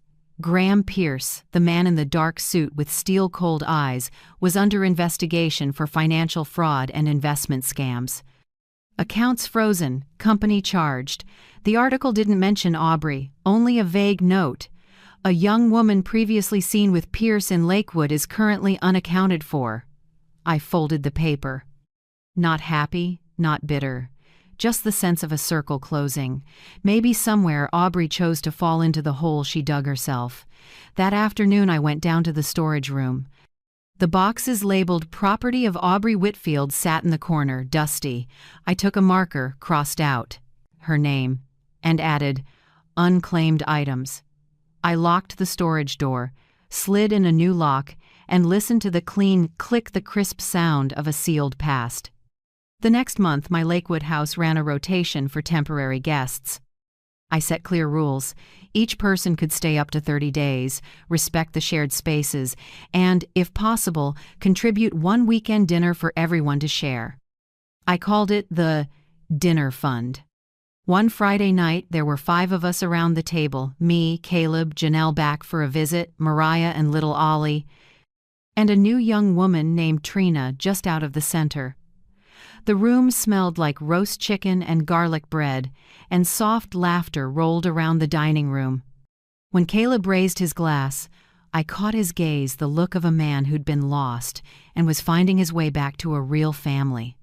He said, Mom, you turned this house into something I didn't expect, not just a home, but a place that saves people. I said, Not saving people, son. I'm just opening the door so they can save themselves. That night, I sat alone in the living room. On the wall, the family photo hung straight, and the lamplight on Edris's face made it seem like he was smiling. Below it was a new lock, small, but more meaningful than any deed. I took back this house, but not with hatred. I took it back with light, patience, and faith that truth finds its way home. I opened my journal and wrote the final line of this journey. I wasn't driven out of my house. I drove the darkness out of mine. I closed the book and listened to the soft whisper of pages settling like agreement. That night, I sat on the porch looking at the lake. The breeze was cool, the water rippled, moonlight shimmered across the surface. Off in the distance, my house, the one that had been taken, lied about, and strangled, now glowed a steady, gentle gold, not blinding but warm and enduring. Caleb stepped out and draped a sweater over my shoulders. Mom, I think people need to hear this story, he said. I smiled. Those who need it will hear it, son. And those who aren't ready one day, when they're brave enough to open a door, they'll understand. When the wind moved through the willows, I closed my eyes and listened to the quiet sounds around me. No more strange footsteps, no more manipulative voices, no more fear of being pushed out of my own life, only the light of a real home where people are allowed to breathe and to begin again. I lifted my head to the Lakewood sky, where the stars blinked patiently, reminding me that darkness never wins forever. I smiled a calm smile, light as the lake breeze. Thank you for walking with me to the last page of this story. If you've been through something like this, if your home ever had corners you were afraid to enter because someone made you feel that way, tell me in the comments. I read every line and am grateful for every share, because each true story is a small lamp in the night. Where are you from, Lakewood, Houston, Toronto, or across the ocean? Let me know so this little channel home can feel a bit closer to you.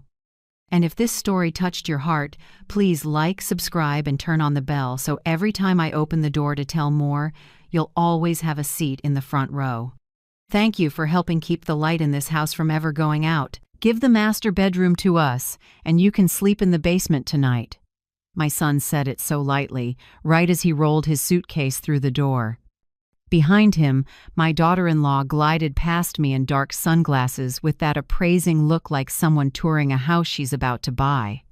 They brought 4 suitcases, a box with an electric cooktop, a few potted plants, and the familiar line, "We'll just stay for a bit. Don't worry." I stood frozen in the living room, the place that used to be the nest for me and Evan, watching them touch and rearrange my late husband's things.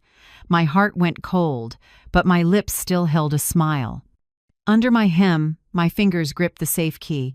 They thought I was a compliant old woman who would bow my head and accept it. They didn't know I had quietly installed cameras. And the one who would leave this house in shame would not be me. If you're still listening, tell me where you're watching from. Every comment you leave is another mark in this journey. And if this story has touched you, don't forget to hit like so it can reach even further. My name is Claudia Hart, 66, living in a quiet suburb of Asheville, North Carolina. 6 years ago, my husband Evan died of a heart attack while tending the backyard garden. He left me just enough life insurance, plus the savings I'd put away over 30 years working part-time at a fabric shop called Cotton and Thread. I used all of it to buy this house, the first home ever in my name alone. I didn't choose it for luxury. I chose it because it felt like Evan. In late afternoon light, the warm wood tone pours across the living room. The small, tidy kitchen has a hook for the floral apron he once gave me. Every brick, every wall is the result of years I lived carefully and decently. And in 6 years of widowhood, I learned to enjoy being alone without feeling lonely. In the mornings, I walk with a small neighborhood group, 5 women in their 60s and 70s. We talk about everything, new TV shows to the apple pie someone's husband used to love. I learned to use a smartphone, set up WhatsApp, Facebook, then Instagram, where I post photos of the rose, garden out back in bloom. Every 2 weeks, I go to a little salon on Main Street to keep my hair a chestnut brown.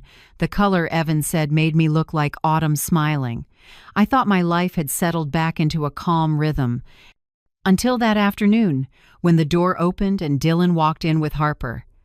Dylan, my only son, 35, used to be gentle and sweet, but life wore that down. After Evan died, he started changing, calling less, visiting less, and whenever he did, it was to borrow money. I could never turn him down. A mother, even knowing her child isn't perfect, keeps believing he's just going through a rough patch. But this time was different. He didn't bring the usual awkwardness. He brought the unnerving ease of someone who had a plan. Harper followed, her heels striking the wood floor with firm, even steps. She didn't look at me like a mother-in-law. She looked at me like an asset to be evaluated. "Oh, Claudia, this house has so much potential," she said, opening doors, glancing at the walls and ceiling, then stopping at the old Tiffany lamp what Evan and I bought on our 30th anniversary trip. "If we switch to LED and change the metal frame, it'll look much brighter." Claudia, she didn't call me Mom, not even Mrs. Hart. Just Claudia, a stranger's name in my own house. I swallowed and smiled. "You must be tired. I'll set up the living room so you can rest a while." "No need," Dylan cut in, voice firm. "We'll take the master. It's bigger and closer to the bathroom. You can stay in the basement for a few days." I heard my own thoughts shout. The basement? The room where Evan kept garden tools cold and damp? But I said nothing. I nodded, the reflex of someone far too used to giving way. That night, after they shut the master bedroom door, I sat in the kitchen, listening only to the vent fan and the slow clink of a spoon in my chamomile tea. I tried not to listen, but I heard Harper's laugh, Dylan's voice. "Yeah, I know. The place is old, but a few updates and it'll sell for a good price.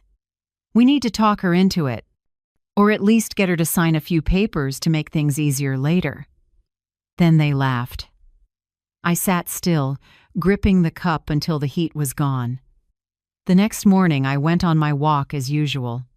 Maeve, my closest friend, took one look at me and asked, "You look worn out. What happened?" I told her everything, how Dylan and Harper had suddenly moved in, how they acted like homeowners, and that line about, "You take the basement." Maeve stopped, studied me, then said, "Claudia, that house is yours.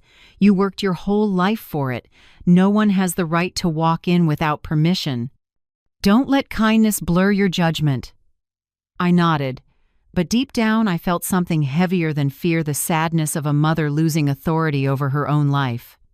When I got back, the living room was different. The cream sofa I bought during a spring sale had been pushed to the opposite wall. The floral pillows I loved because they matched my garden roses were tossed in a corner. The wedding photo of Evan and me taken in a field of tulips in Seattle had been taken down and replaced by a gray-black abstract print. "What do you think?" Harper asked brightly. "Much more modern, right?" I looked around the room where Evan and I drank tea every evening. Now it felt cold and unfamiliar. I answered softly, "Yes, it's modern." Harper all but took over the kitchen. She moved all my dishes to the highest shelves, then brought in a flood of organic items, expensive olive oil, cold-pressed juices, imported cheeses arranged like a model condo in a magazine. Whenever I started to cook, she'd appear with a smile. "I've got it, Claudia. You've cooked your whole life. It's time to rest." It sounded caring, but the tone was erasing me. Dylan was different. He lay on the sofa all day, scrolling his phone, sometimes heading out without saying where. When I asked about work, he just said, "Don't worry, I'm waiting on a few calls." But I knew it had been more than 8 months since he left the construction company. I didn't want to keep score, but after 3 weeks my bank balance was dropping fast. Grocery bills doubled and Harper borrowed my card to place online orders. I realized I was paying for things that weren't mine. One evening, standing in my bedroom, I looked out the window. A warm glow from the master bedroom fell across the lawn, and I heard the soft laughter of 2 young people making calculations. I opened my cabinet and took out a small wooden box. Inside were the deed, Evan's will, and old savings books. Everything was still there. I closed the lid, placed my hand on top, and breathed in. In that moment I knew, if I stayed silent, they would take everything. Not just the house, but my self-respect and the rest of my life. The next morning I went to the electronics store near Walmart and bought 2 mini cameras, thumb-sized, Wi-Fi, viewable on my phone. The clerk kindly showed me how to use them, assuming I wanted to protect against burglars. He didn't know the burglars were already inside. That night, I installed one behind a Mexican ceramic vase in the living room, angled toward the kitchen. I opened my phone and saw a crisp image, catching even the smallest movement. I felt something strange, pain and clarity at once. I told myself, watch first, talk later. I was no longer the shaky woman after Evan died. I'd rebuilt a life once. I could do it again this time to protect what I made with my own 2 hands. Outside, evening settled. Light touched the window frame, washing the wedding photo I had rehung in amber. Evan was still smiling. I whispered, "It's okay, love. I'll keep this house safe." And as the night closed in, the tiny camera began to record. The real story had only just begun. The first camera I placed behind the Mexican vase on the cabinet, right at the living room corner. From there, the thumb-size lens could see almost the entire room, even the kitchen where Harper moved in and out like it was her private domain. I kept the second camera in a drawer, waiting for the right spot. I wasn't in a hurry. I knew this game needed time. On day 1 after installing it, I sat on my bed and opened the app. The screen showed Harper with a tape measure, checking the curtains. She said casually, These curtains are outdated. We should switch to automatic ones with a remote. It'll look more upscale. Dylan stood beside her, jotting notes in a small notebook, nodding like a tech assistant. Yeah, the house will definitely look brighter, he said, oblivious to whose house it was. I sat there watching, a chill running down my spine. Every small laugh from Harper, every touch of her hand on the walls and frames, felt like they were peeling the warmth off. This place, layer by layer. From that day, Harper started what she called a kitchen restructuring. I called it something else, erasing me. She moved my things to the highest shelves, places I couldn't reach, even on tiptoe. She called the soft green ceramic bowls Evan bought at a local market outdated in their place, cold, plain white plates. Whenever I walked in to cook, Harper appeared right away, voice sweet but directive. "I'll do it, Claudia. You should rest. You've cooked your whole life. Now I'll take care of you." It sounded polite, but her eyes scanned knives and fridge shelves like an inventory. One morning, I set out to make my usual banana bread. I opened the cabinet and froze flour, eggs, milk, all gone. In their place were cold-pressed juices, imported cheeses, almond milk, and pricey granola. I asked, "Harper, where did you put my things?" She shrugged, smiling lightly. I tidied up. "Old stuff isn't great for your health, Claudia." For the first time ever, I felt like a guest in my own kitchen. The weekly grocery emails kept climbing, from $80 to $100 to $270. I knew I wasn't the one spending like that. But when I asked, Dylan would say, "Don't worry. Harper knows how to balance a budget." One evening I opened the fridge. Amid the fancy cheeses and detox juices sat a bag of bread I'd bought the week before, covered in green mold. I picked it up, stared at the fuzz on the crust, and felt my throat tighten. I set it down and sat at the table where Evan used to read the paper each morning, and cried quietly. Not from hunger, but from being cut out of the picture of my own life. About a week later, I checked the camera again. The feed was clear, Harper on the sofa, phone to her ear. Her voice came through the tiny speaker. "I'm serious. This area's values are rising fast. If we list at the right time, we can get over 300,000. My mother-in-law won't live forever. This house will be ours sooner or later." I saw Dylan walk by and ask, "Lo, what if Mom finds out?" Harper chuckled. "Let me handle it. We just need her to sign a few information updates." I felt my heart pound, not from fear, but awakening. I hit save, time-stamped the clip, and moved it to a special folder. On my table, the note Maeve had me stick up was still there. Record everything. Don't trust promises, trust proof. I numbered each file and wrote a caption. Harper, talking about listing the house June 12th. For the first time in days, I felt strangely calm. That night, sitting by the Tiffany lamp, I thought of Evan. He used to say, "A home holds your spirit, Claudie. Keep it clean, not just with polish, but with self-respect." I looked at the brown leather armchair where he always read the paper, the armrest darkened by 40 years of his hand. I laid my palm there, the leather cool, the memory warm. I knew if Evan were here, he wouldn't let anyone touch this house with that attitude. But I also knew he'd want me to fight wisely, not with rage, but with reason. The next day, I reopened the materials from an elder rights and homeownership community class I'd taken last year. Among the instructors was Talia Chen, a young attorney who spoke clearly and had a smile that made you trust her. I found her card again. The number was still in my wallet. That afternoon I called, "Talia, this is Claudia Hart. We met in the elder rights class. I think I need your advice." Her voice was steady and warm. "Yes, Miss Hart. Could you come to my office tomorrow morning? I'll review your house documents." The next morning I drove Evan's old gray Subaru, nearly 20 years old, downtown to Talia's office. She greeted me with a warm smile and a cup of tea.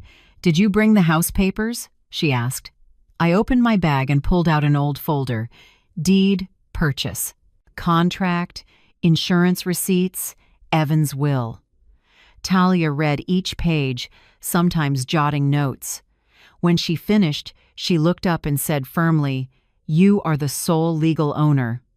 No one can remove you from this home without your consent, and right now, you haven't signed any power of attorney or transfer documents.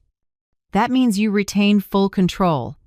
I nodded, feeling a little lighter, but Talia wasn't done. She added, "However, you need to secure your documents right away. I recommend you photograph everything and give a copy to someone you trust. Also, change your email and bank passwords and check whether anyone has been added as a beneficiary." I wrote down every line. Talia looked at me and asked quietly, "Are they living with you now?" "Yes," I said. "My son and his wife." Her eyes dimmed slightly. "Then I want you to gather more proof of intent to take over texts, calls, recordings. If they stay and show possession or coercion, you can request a lawful plot eviction order." I asked, "What if they refuse to leave?" Talia said, "You're not alone, Miss Hart. The law protects you, but we need evidence." Driving home, I turned on the radio. "Blue Moon of Kentucky" came on Evan's song whenever he fixed the fence. I smiled. Talia's words lingered. "You're not alone." That afternoon, I got home and found Harper taping color samples to the wall. Dylan was browsing real estate sites. Harper turned, smiling. "I'm drafting a plan to redo the living room, Claudia. I want to make this an open space like the model homes in Charlotte." I smiled, hiding my real expression behind my cup of tea. "Sounds ambitious." That night, I went to my room and shut the door. On my phone, Harper was still on-screen tape measure in hand, lips moving, the mic too far to catch it all. I tapped record. From that moment, I understood. I had officially entered the fight to take back my home. Light from the Tiffany lamp reflected across the wall, laying a soft gold on my face. I touched Evan's photo frame and murmured, "Love, I'm keeping my promise. They haven't won." And in the quiet, the house seemed to listen. Only the tiny camera blinked steady, small like the first spark of justice. I didn't need many days to see Harper wasn't just updating the house. She was setting up a deal. That morning, I'd just made chamomile tea when the front door opened. Harper came in with a polished smile. "Claudia, I have a friend dropping by to take a look at a few details just for reference." I glanced at her spotless heels. This wasn't a casual visit. A moment later, the doorbell rang. A young man with gelled hair, crisp white shirt, leather briefcase stepped in. Harper beamed. "This is Colin, a real estate agent, an old classmate. He knows this area well and wants to help estimate the value of Mom's house." My heart went cold. "Mom's house, not my house." She said estimate like a breeze, but I knew when an agent walks in, they've already considered a sale. I stood in the kitchen doorway, watching through the crack. Harper poured coffee using the commemorative porcelain set Evan gave me for my 40th birthday, a set I never let anyone touch. She set the tray down, turning her back to the camera hidden behind the vase. Colin sat and opened his tablet, voice upbeat. "This place has great potential. With this square footage, if you update the interiors, change the floors, repaint, you're looking at $310,000 to $330,000, depending on timing." Harper tilted her head, sugar sweet. "What if we change the door frames and add automatic shades?" Colin nodded. "Tack on a few thousand and you're set. South Asheville's hot right now, so this is a golden time to list." I heard pen scratching paper. Dylan, seated beside him, asked in a tone so casual it chilled me, "Hey, let's say, the house is still in my mom's name after we renovate. Can we switch ownership after the sale?" Colin hesitated. "Legally, you need the owner's signature. But if the family agrees, the process is quick." Harper cut in. "Oh, she agrees to everything, she just gets mixed up with paperwork. She's not into managing this stuff anymore." They laughed, and a spoon clinked against porcelain metal on china, like a needle pricking my heart. I didn't step out. I sat in my bedroom, watching the live feed, Harper playing dutiful daughter-in-law before the agent, and Dylan, the boy I carried while Evan traveled for work, now nodding like an accomplice. My hands shook so much I set the cup down. But I didn't cry. Tears would only make them stronger. I needed clarity. After nearly an hour, Colin stood, shook Harper's hand, and said, "I'll prep a detailed valuation. With some decluttering and photos, you could list in 2 weeks. Congratulations, you've got a valuable asset." Harper beamed, as if she'd just closed a great deal. The door shut, leaving the smell of coffee mixed with the vanilla room spray Harper liked, thick and artificial.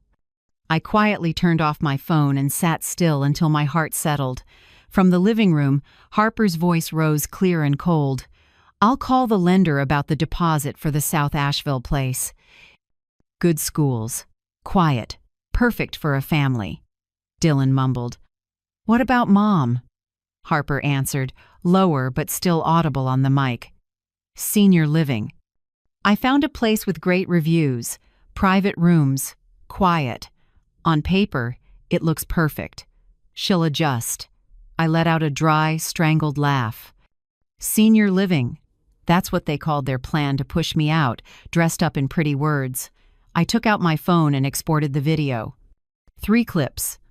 Harper entertaining the agent, Dylan asking about switching ownership later, and the line about senior living. I sent everything to Talia, with a short note. "Here's proof of intent to take over. They're moving on the first steps." In under 10 minutes, Talia replied, 24-karat evidence. Keep the originals untouched. I'll guide next steps. And Claudia, you're doing everything right.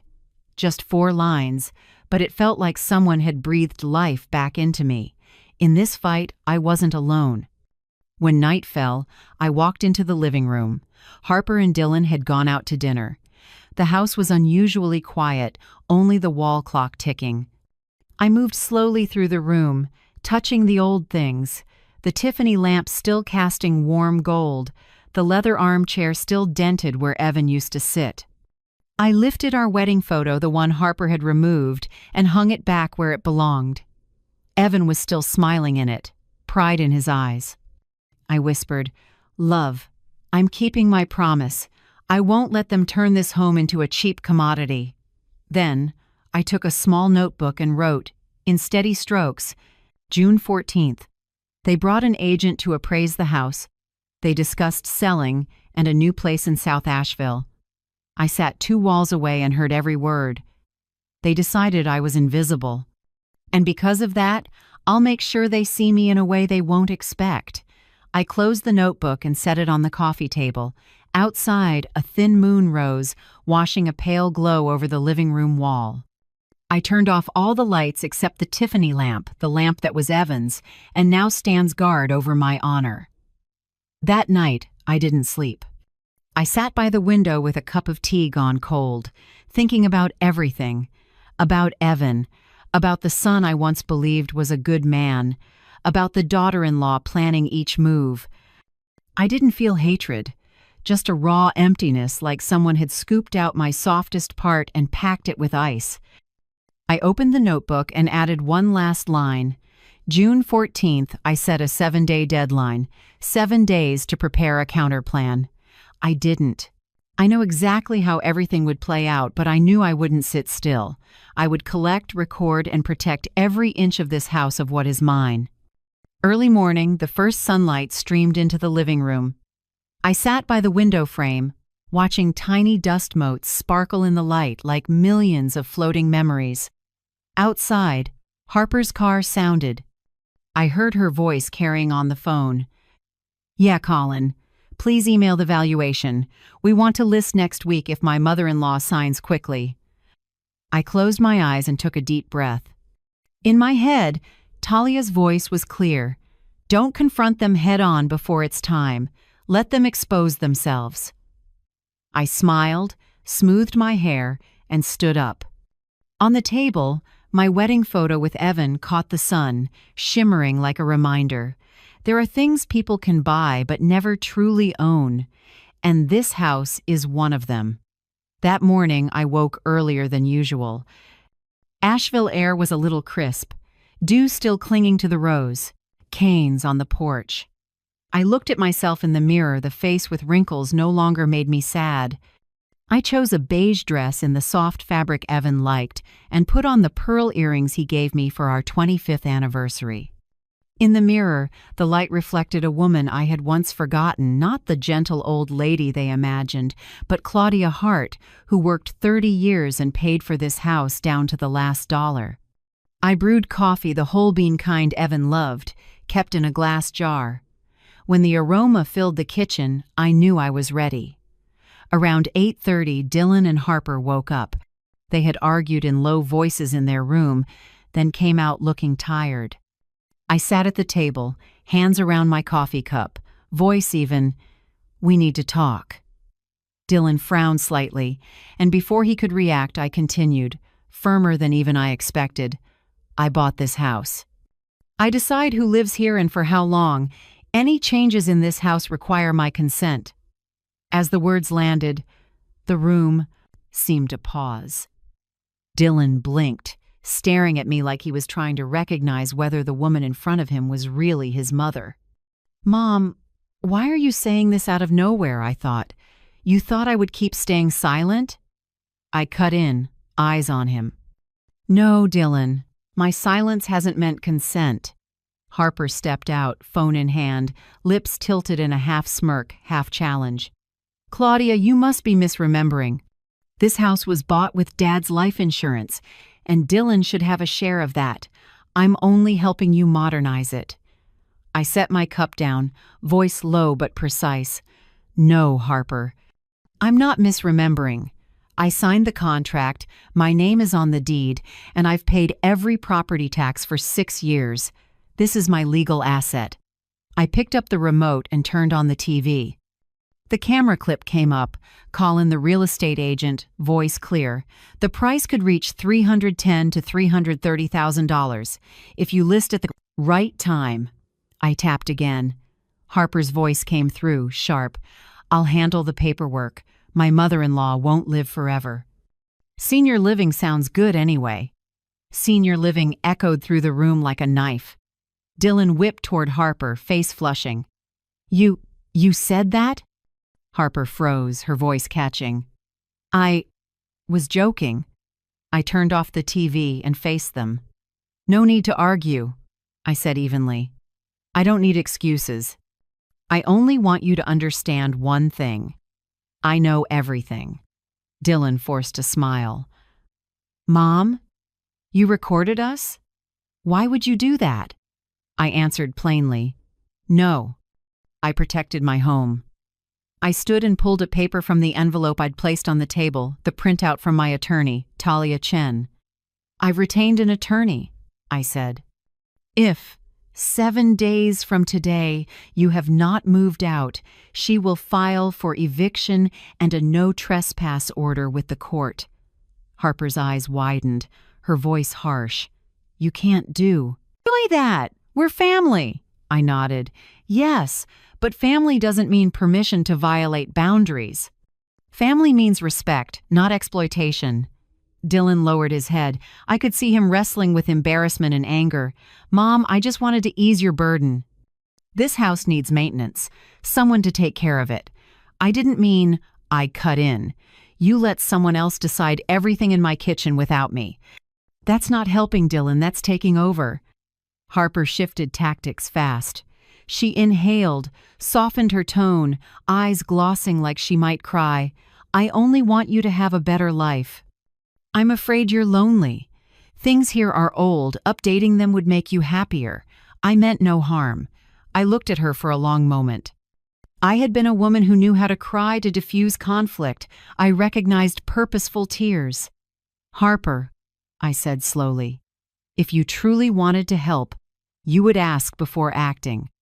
You would respect what belongs to someone else. If you only want to replace, That isn't help, that's erasure. Harper lowered her gaze, silent. Dylan sat down, fingers laced, lips tight. I exhaled light but steady. From now on, there are 3 rules in this house. 1. Respect. No one changes anything without my approval. 2. Ask. Every expense, every plan must be transparent. 3. Share costs. I am not a bank and not a sponsor. If you can't meet these 3, then you leave. The room went still. I could hear the clock ticking, counting the seconds stretching between us. Dylan lifted his head, voice unsteady. Mom, I know I was wrong. Don't be so tense. Can I give you a hug? I stepped back. No, Dylan. Gestures don't replace responsibility. You don't need to hug me, you need to understand me. He froze, hand suspended. His eyes glistened, then dropped. I felt no triumph, only a bone-deep sadness, a quiet space between 2 generations. I turned to Harper, gentler but firm. I'm giving you 7 days. I'm not throwing you out. I'm giving you time to choose, comply or leave. Harper looked away, lips pressed tight. Dylan started to speak, then didn't. I cleared my cup and carried it to the sink. Under the sound of running water, I felt a settled calm. In the 6 years since Evan died, this was the first time I truly felt in control of my life. At noon, I sat on the porch and texted Maeve. I told them, 7 days. If anything happens, can you stand as my witness? She replied immediately, of course. And Claudia? You came back today, not the quiet one anymore. I set the phone down and looked at the roses. Sunlight hit the red petals, gleaming like jewels. I thought maybe Evan was watching me from somewhere, smiling. In the afternoon, Harper moved through the kitchen, cleaning in silence. Dylan went to the yard to make a call, voice low. I didn't listen. I didn't need to. I had a plan, evidence, an attorney, a friend beside me, and, more than anything, put myself back. Night fell, the house quiet. I sat before the wedding photo, the Tiffany lamp warming Evan's face. I whispered, "Do you see, love?" I finally stood up. I spoke again in my own voice. I smiled slightly, sure of one thing more than ever. I'm no longer the compliant Claudia they knew. I am the mother, the woman no one can erase from this house. That night, wind pushed hard along the porch, the damp smell of earth slipping through the doorframe after rain. I was about to turn off the light when I heard a spoon hit a porcelain cup in the living room. A small sound, but in a silent house it felt like the opening cue for another battle. I stopped, kept the lights off. Through the crack of my door, pale yellow spilled from the living room where Harper and Dylan sat facing each other. I quietly opened the camera app on my phone and switched to record. Every word came through as if the walls themselves were carrying it to me. "You're too weak, Dylan," Harper hissed. "I told you if you don't act decisively, your mother will never leave. She's playing the victim to gain sympathy." Dylan answered, tired. "You're pushing this too far. I just wanted to stay for a while. You turned it into a whole plan to take the house. Do you know Mom already found a lawyer?" Harper lowered her voice, but the mic still caught it. "You think I don't know? It's just a scare tactic. An old woman in her 60s, hands shaking when she signs. What can she do?" I clenched my phone, heart pounding, but I still didn't step out. Not out of fear, but because I needed them to say it all, so this house, its walls, would remember everything. Next morning, when they went out, I installed the second camera in the hallway above the landscape painting. From there, it could see my bedroom door, the stairs, and the kitchen. Every movement saved to the cloud, second by second. That afternoon, I replayed the footage. What I saw tightened my throat. Harper and Dylan were in the living room, surrounded by cardboard boxes. They folded my coats, the knit scarves I made, even Evan's porcelain set. Each item went into boxes labeled donation. Harper said breezily, "Just pack first. She never uses this stuff anyway." Dylan stayed quiet, head down as he closed the lids. Watching that on my screen, I felt something in me fracture. Not because they took things, but because they acted as if I had already disappeared. The next day at noon, Harper sat on the porch making a call. I sat in the kitchen, quietly listening through the camera. "Hi, Miss Ruth," Harper said sweetly. "Remember me? I mentioned my mother-in-law the other day. I think you should come talk to her. She seems confused, not very coherent." I knew immediately she meant Ruth Navarro. A mediator Harper had mentioned, someone who handles families with elders needing guardianship. Harper added, voice dropping, "If possible, could you also pick up a power of attorney so we can help manage her finances? Tomorrow afternoon?" I set down my teacup, my chest sinking. So after failing with the agent, they chose to attack my capacity.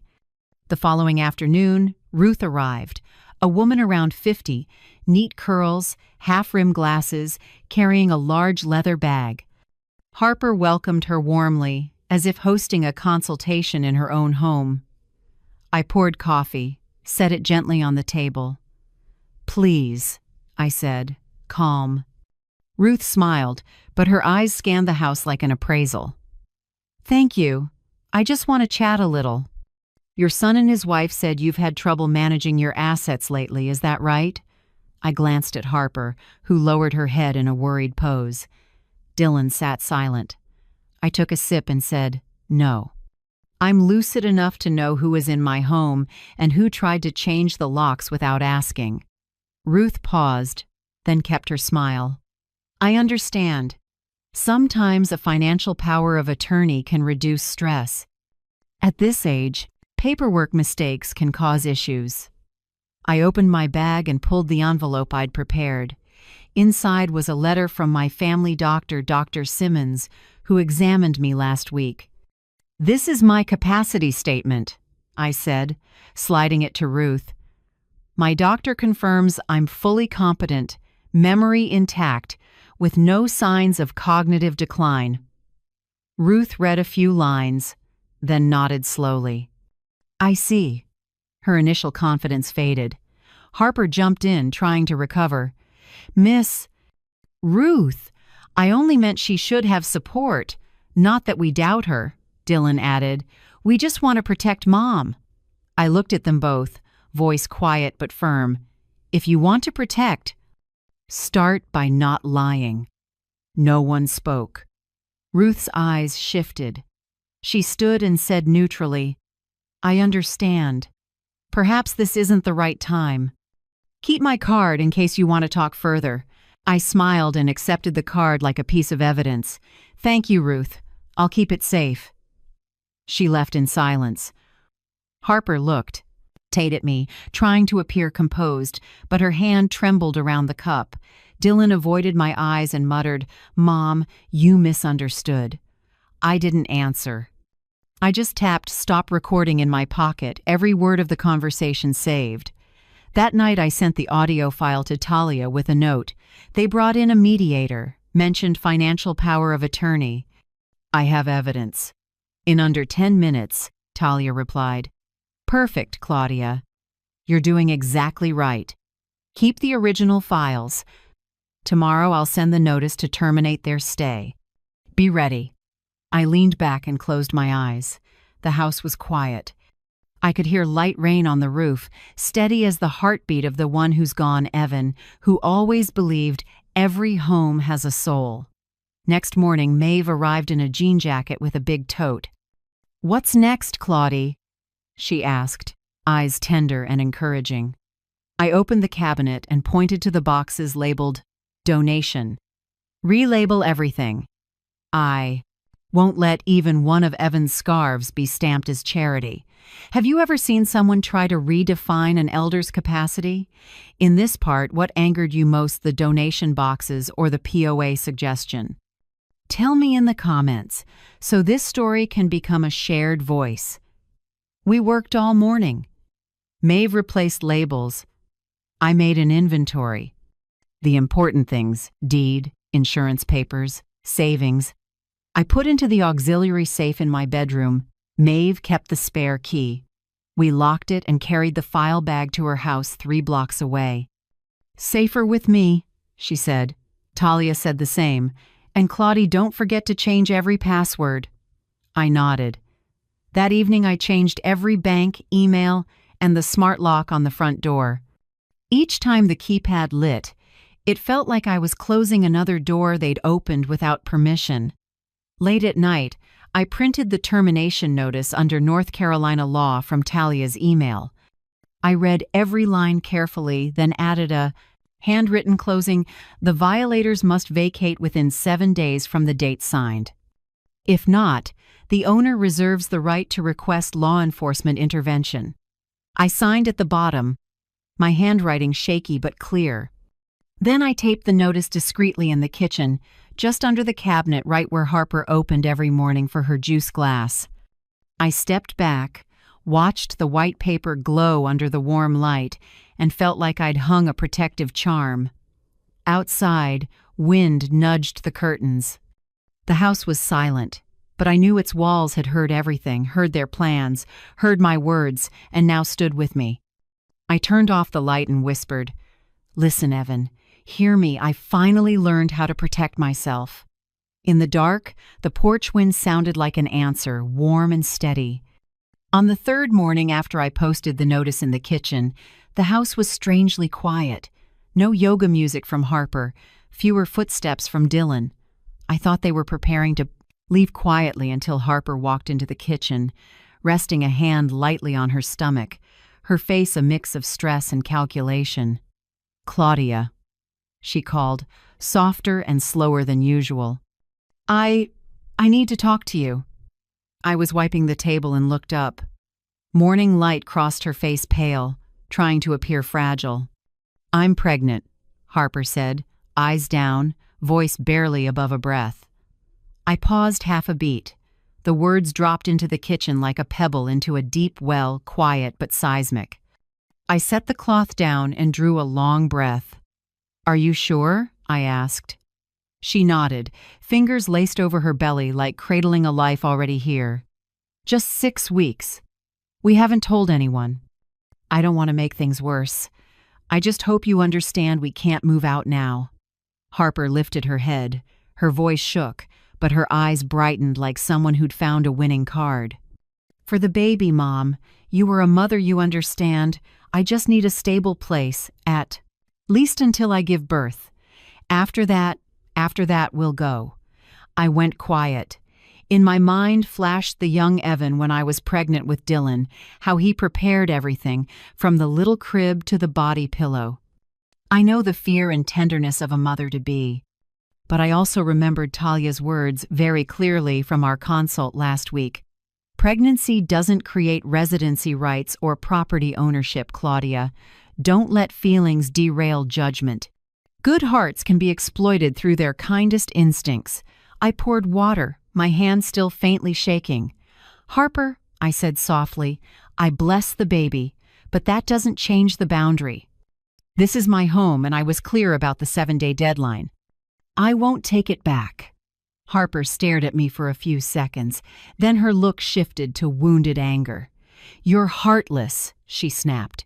"You're throwing your pregnant daughter-in-law out on the street?" "What kind of mother-in-law does that?" I breathed in.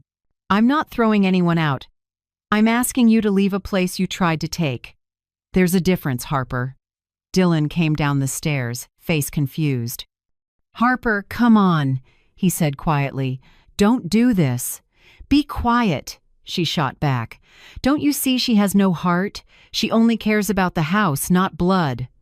Dylan stayed silent, avoiding my eyes. I knew my son was stuck in the middle, but this time I didn't try to rescue the moment. I looked straight at Harper. "Don't use the baby as a shield to justify crossing boundaries, Harper. A good mother starts with honesty, not manipulation." The air turned heavy. Harper opened her mouth to speak, then didn't. I turned, opened the drawer, and pulled out the paper I had prepared. "This is the final notice," I said, setting it on the table. 7 days starting today. I wrote it by hand and signed it clearly. When the deadline comes, I'll proceed under the law. Harper looked at the paper like it was a sentence. Dylan lowered his head, lips pressed tight. I folded the dishcloth, hung it back on the hook, and left the kitchen without another word. That night, I couldn't sleep. I lay staring at the ceiling, listening to the clock tick in the dark. Outside, wind hissed softly through the trees. I thought of Evan, his voice in hard times, always low and steady. Keep the house, keep your honor. Don't let anyone decide for you what home is. I turned to the side and touched the wedding photo on the nightstand. Evan, I whispered, I'm doing what you would do, right? Tears fell onto the pillow, and I didn't wipe them away. Some tears don't belong to weakness, they belong to someone reclaiming ownership. Before sunrise, I got up. Pale blue light seeped through the curtains like thin mist. I made coffee, opened my laptop, and plugged in the external drive. Every video file, audio clip, journal entry, and photo of the notice in the kitchen, I gathered them into one folder and named it Proof 7 Days. I sent that package to Talia with a message. This is all the evidence I have. I want everything clear before the deadline.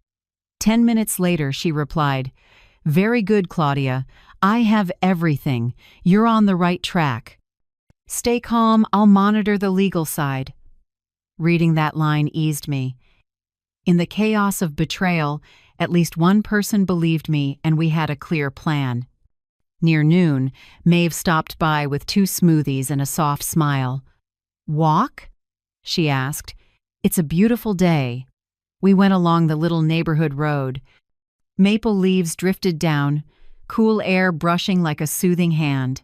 I told her briefly that Harper was pregnant, my voice dropping. Maeve listened, then laid a hand on my shoulder. You did the right thing, she said. Pregnancy isn't a free pass. If you cave now, you'll lose everything later. Hey, try the 4-7-8 breathing. Talia taught me during that. Mess with my brother. Inhale 4, hold 7, exhale 8. Keep doing it settles the nerves. I followed. Inhale 4 beats, hold 7, exhale 8. Wind slipped through my hair, and someone's rose garden sent a faint scent. My chest loosened, like a knot finally untied. That afternoon the kitchen was quiet. Harper and Dylan had gone out. I stood in the familiar room, light falling across the old wooden counter. On the shelf sat Evan's tea set, the one Harper used to serve the agent, without asking me. I took a soft cloth and wiped each piece, carefully, like touching a memory. Every tiny scratch in the porcelain was a slice of time mornings at the window, him with the paper, me with the kettle. I put the set back exactly where it used to be, a small ritual of taking ownership back. My hands were steady now. I knew exactly what I was doing. I wasn't fighting to push someone out. I was protecting the place that once held the heart of a marriage, of youth, of memory. That evening I wrote in my journal, June 17th, Harper says she's pregnant. I believe it, but I won't let it blind me. I am not against a child, I am against deceit. Evan, you taught me that kindness without boundaries becomes a trap. I understand that now. I closed the book and listened to the wind threading through the eaves. Somewhere in the house, the walls stayed silent, but I felt them watching, witnessing each step as I reclaimed my place. Outside, a light rain began. I turned off the lamp and stood at the window. In the dark, I spoke quietly, not for anyone else but for myself. Keep the house. Keep your honor. Keep your calm. Then I left the kitchen, the scent of coffee, and the ticking clock behind me, the familiar breath of a home waking from a long sleep of silence. Friday evening, the last sunlight pooled on the porch like slow honey. The wall clock struck 6, 1 beat at a time. I stood in the living room and heard a car stop at the curb. Talia texted, I'm here, waiting in the car. Officer Jackson is with me, per schedule, just in case. I looked through the window. A silver SUV at the curb. Talia stepped out in a white shirt and gray vest, composed. Next to her stood a uniformed officer with a notebook. They wouldn't come in unless needed. I gave a slight nod through the glass, letting them know I was fine. Inside, the hard scrape of a suitcase dragged across the floor. Harper was closing the last box. Her perfume mixed with cardboard dust, thickening the air. Dylan stood by the stairs, hands in his pockets, eyes down. "We're not done," Harper said without looking up. "Can you give us a few more hours?" "I already gave 2 weeks," I answered even. "It's 6 o'clock the deadline," I stated in writing. "I'm not throwing you out. I'm following the law." She flipped her hair and curled a thin smile. "Law, always the law. In the end, what do you have besides this house?" I looked straight at her, not angry, just calm. "I have the truth and legal records." "You have words." Dylan stepped closer, voice small but edged. "Mom, I don't want drama, but if you're this rigid, I'll tell Dad's side of the family. Everyone will hear how you treated your son and daughter-in-law." I exhaled not from fear, but from sadness that he still believed truth could be drowned out by noise. "Tell whoever you want," I said slowly. "But I have evidence, video, audio, and my attorney's statement. I don't need threats. I have facts." Silence fell. The clock ticked again, counting the last seconds of their hold on my home. Harper gripped the suitcase handle, eyes cold. "I hope this empty house makes you happy," she said sweetly enough to sting. "It isn't empty," I said softly. "It's clean." She turned and rolled the suitcase out the door. Dylan followed, stopped for a second, and looked back at me. His eyes swirled with regret and pride. I couldn't read it, so I said one last thing. "Dylan, I hope you find your self-respect before you try to find your mother again." The door clicked shut. That small clack was the first sound of freedom. The house was so quiet I could hear wind nudging the window frames. I stood in the living room as the last light spread gold across the floor like a fresh cover. No footsteps, no synthetic essential oils smothering Evan's coffee, no appraising eyes, only relief. I sat on the sofa, felt the cushion give. Beside me lay the embroidered floral pillow I thought Harper had thrown out. I smoothed the fabric and whispered, "This house is mine again." My voice was small, but in that quiet space, it felt like a declaration. Half an hour later, a knock. Maeve walked in with a paper bag and a bright grin. "Mission accomplished?" I laughed. "Completely. They left at 6 o'clock sharp. Then it's time to celebrate." She lifted the bag. Butter-filled, waffles, and fresh ground coffee. "I'm brewing." We nudged the table back, opened the windows to let the last of the evening light in. Air flowed free. Dust shimmered like golden threads. Maeve laid out the food. "I remember the first time I came here. Your house smelled like almond and linen. Lately it was nothing but sharp peppermint oil." I chuckled and poured coffee. "We're back now." Almond, coffee, and silence. She nodded. "Silence is a luxury too, Claudie." I opened the front door wide. The whole block glowed in sunset. Sparrows hopped along the fence. Neighbors laughed in their yards, and a far-off radio carried the evening news. Life slipped back into its rhythm, no longer occupied, no longer disturbed. Inside me, there was an odd, pleasant emptiness, not sadness, space to breathe. I texted Talia. "They're gone. No incident. Thank you for everything." She replied almost instantly. "I'm happy for you, Claudia. Watch the next few weeks. They might come back to demand items or stir trouble. If anything happens, call me or the police." I sent a thumbs up and set the phone down. That night, I put the house back in order. I started with the kitchen where it all began. I removed the spice jars Harper bought, dumped the spoiled turmeric, and reset the shelves my way. I grabbed a fresh set of sheets and changed the living room sofa.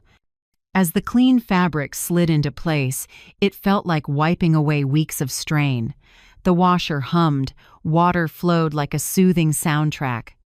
On the shelf, I put on jazz Dave Brubeck's Take 5, Evan's favorite. The warm saxophone notes drifted through the rooms like a greeting from the past. I smiled. Harper was right about one thing. The house was empty, but empty clean, empty for real life to come back, not the pretend kind. Around 8, Maeve headed home. Before leaving, she hugged me light but warm. "I'm proud of you, Claudie. Not because you beat them, but because I came back to yourself." I smiled. "Me too. For the first time in years, I feel at peace inside my own walls." The door closed. I dimmed the lights, leaving only the Tiffany lamp's soft gold. The house rested, bathed in music. I sat at the dining table, pulled out a blank page, and wrote the first lines of my boundary list. 1. No one enters my home without my consent. 2. No one speaks for me, signs for me, or protects me by stripping my rights. 3. Kindness can be a gift, but kindness needs a fence. 4. Everything in this house holds a memory. If you touch it with respect. 5. If one day I grow weak, remember, I still have a voice and I will use it. I read it over and felt calm. This paper wasn't for Harper or Dylan. It was for my future self in case I ever forgot that I have the right to say no. I stuck it on the fridge between 2 photos, one of Evan and me at our 30th anniversary, and one Maeve took of us laughing on the porch. The light caught the ink, making the words glow. I sat on the sofa, closed my eyes, and listened to the wind in the curtains. There was no fear left in this house, only warmth, coffee, and the jazz fading down. I spoke softly, like closing a long chapter. "Welcome home, Claudia." And in that moment, I knew. Sometimes the biggest win isn't keeping a roof, it's finding yourself inside it. I thought after that Friday afternoon, everything would be quiet. I was wrong. The second storm didn't come through the front door, it came through familiar phones. Monday morning, while I was watering roses on the porch, the phone rang.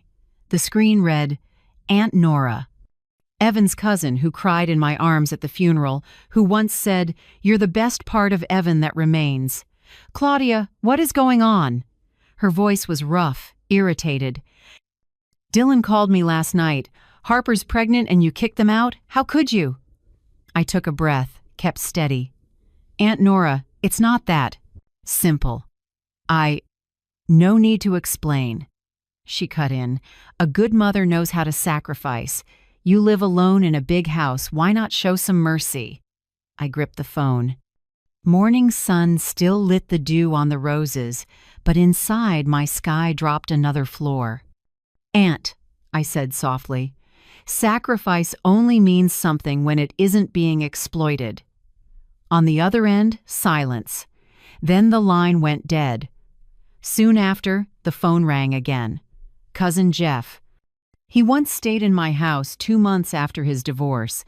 Now his tone was half scolding, half sighing. "Hey, I heard from Dylan you're tense. Maybe give them another chance. Harper's about to be a mom." "Jeff," I asked, "have you listened to me at all?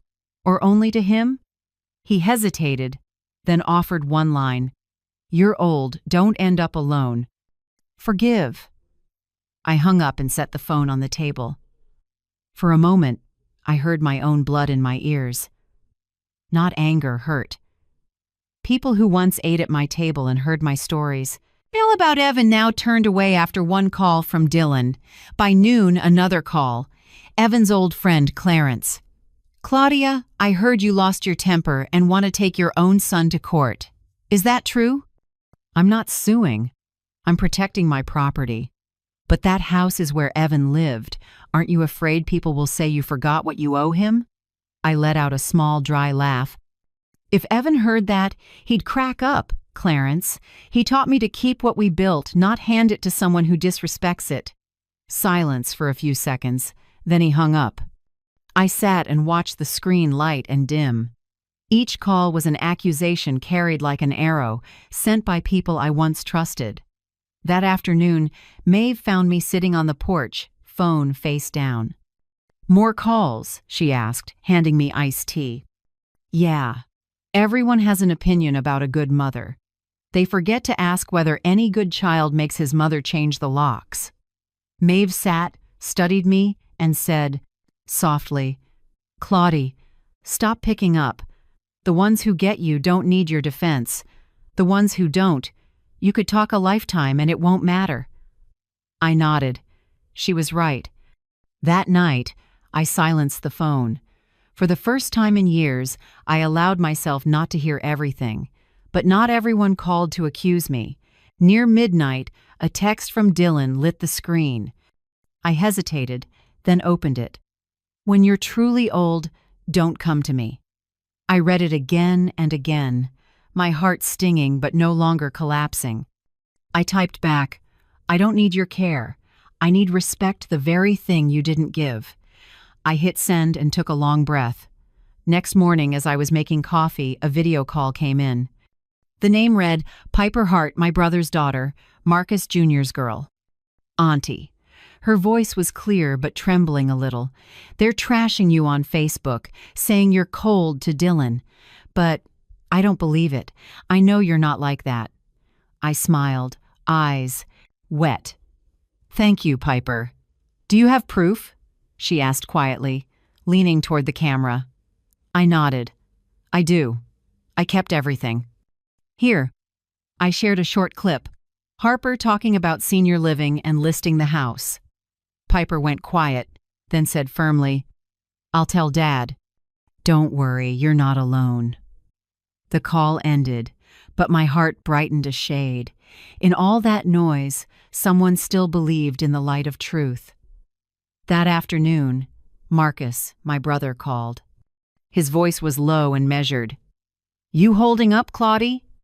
"Mostly." "You?" "I heard Dylan's side, but I know him. He's impulsive and his wife eggs him on." "Your boy, you know how he is." I paused, then said, "I do, but knowing doesn't mean accepting." Marcus sighed, long and airy, like wind in old trees through the phone. "I'm proud of you. Stand firm. And Evan, if he were alive, I believe he'd stand beside you." This time, I cried for real, not from pain, but from being understood. After that call, I opened an old photo album on my computer. Pictures of Dylan as a kid, brown hair, clutching a chicken drumstick bigger than his wrist, smiling bright. I scrolled a 10th birthday, graduation, a shot of him hugging Evan after college. And then the latest, Dylan next to Harper, both staring at the laptop the day we talked about fixing the house. I looked at his face, the features were still my son's, but the eyes were different. Part of me wanted to blame Harper, but another part knew this betrayal had both their names on it. I closed the album, my heart lighter. Maybe for the first time, I wasn't trying to fix the memory, I was simply accepting it. That night, under warm lamplight, I set up an easel in the living room. I hadn't painted since Evan died. Tonight, I needed to do something just for me. I mixed colors and painted the horizon behind the Blue Ridge, the route Evan and I drove every fall. Layer by layer, blue settled over. Soft violet. When I finished, I signed the lower right corner, C.H. 2 simple letters, but I had never written them for myself before. Every past painting was signed Claudia and Evan. I studied the canvas a long while, calm. Maybe this is how I close a chapter, not by erasing it, but by painting a new one over the top. That night, I slept straight through with no dreams. No doors slamming, no strange footsteps, just steady breathing and a hint of lavender in the air. The next morning, I made coffee and stepped onto the porch. Gentle sunlight lay over the rose garden in bloom. The flowers bent under the night's dew, so fresh it was as if they'd never known a storm. I took a photo, posted it on Instagram, and wrote, At last, what needed to leave has left. The roses still bloom. Within minutes, the morning walking group sent a flood of hearts with little comments. So beautiful, Claudie.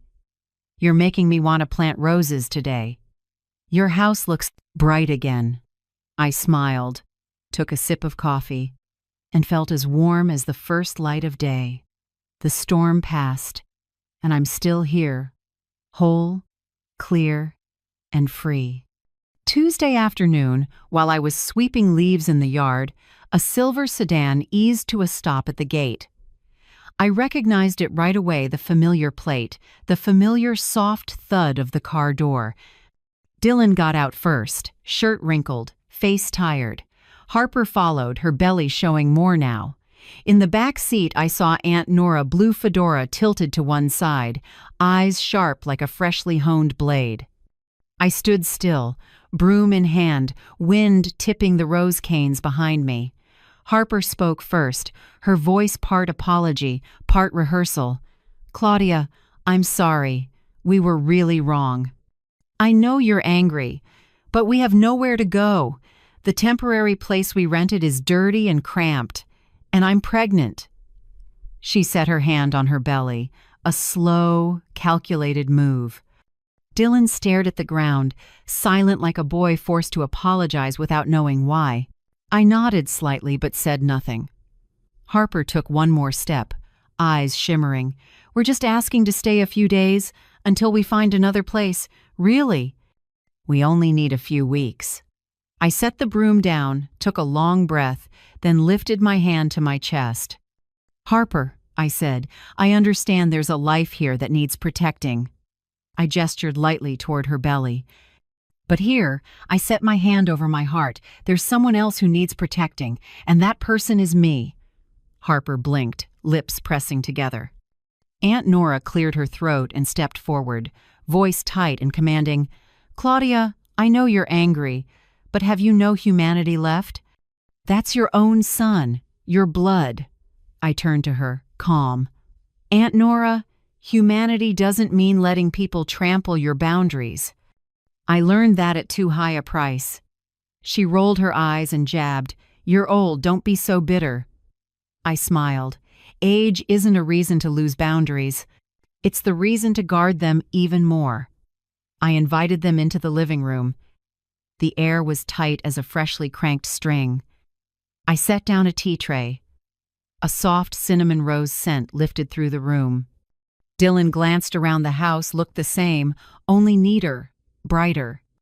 "Before you go on," I began, "I need to be clear.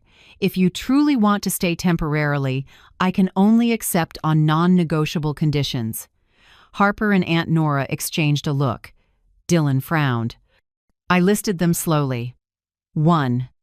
Respect no meddling, no changes, no touching my things. 2. Share household costs clearly.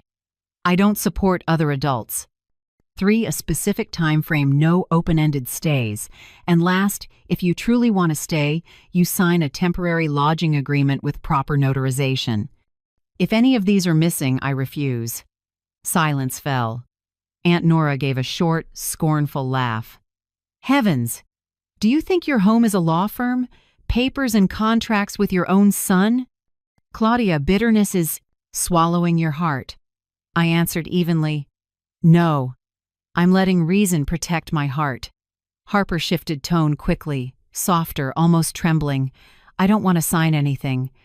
I just want to rest. I'm exhausted. The doctor said I should avoid stress." She laid a hand on her belly and exhaled.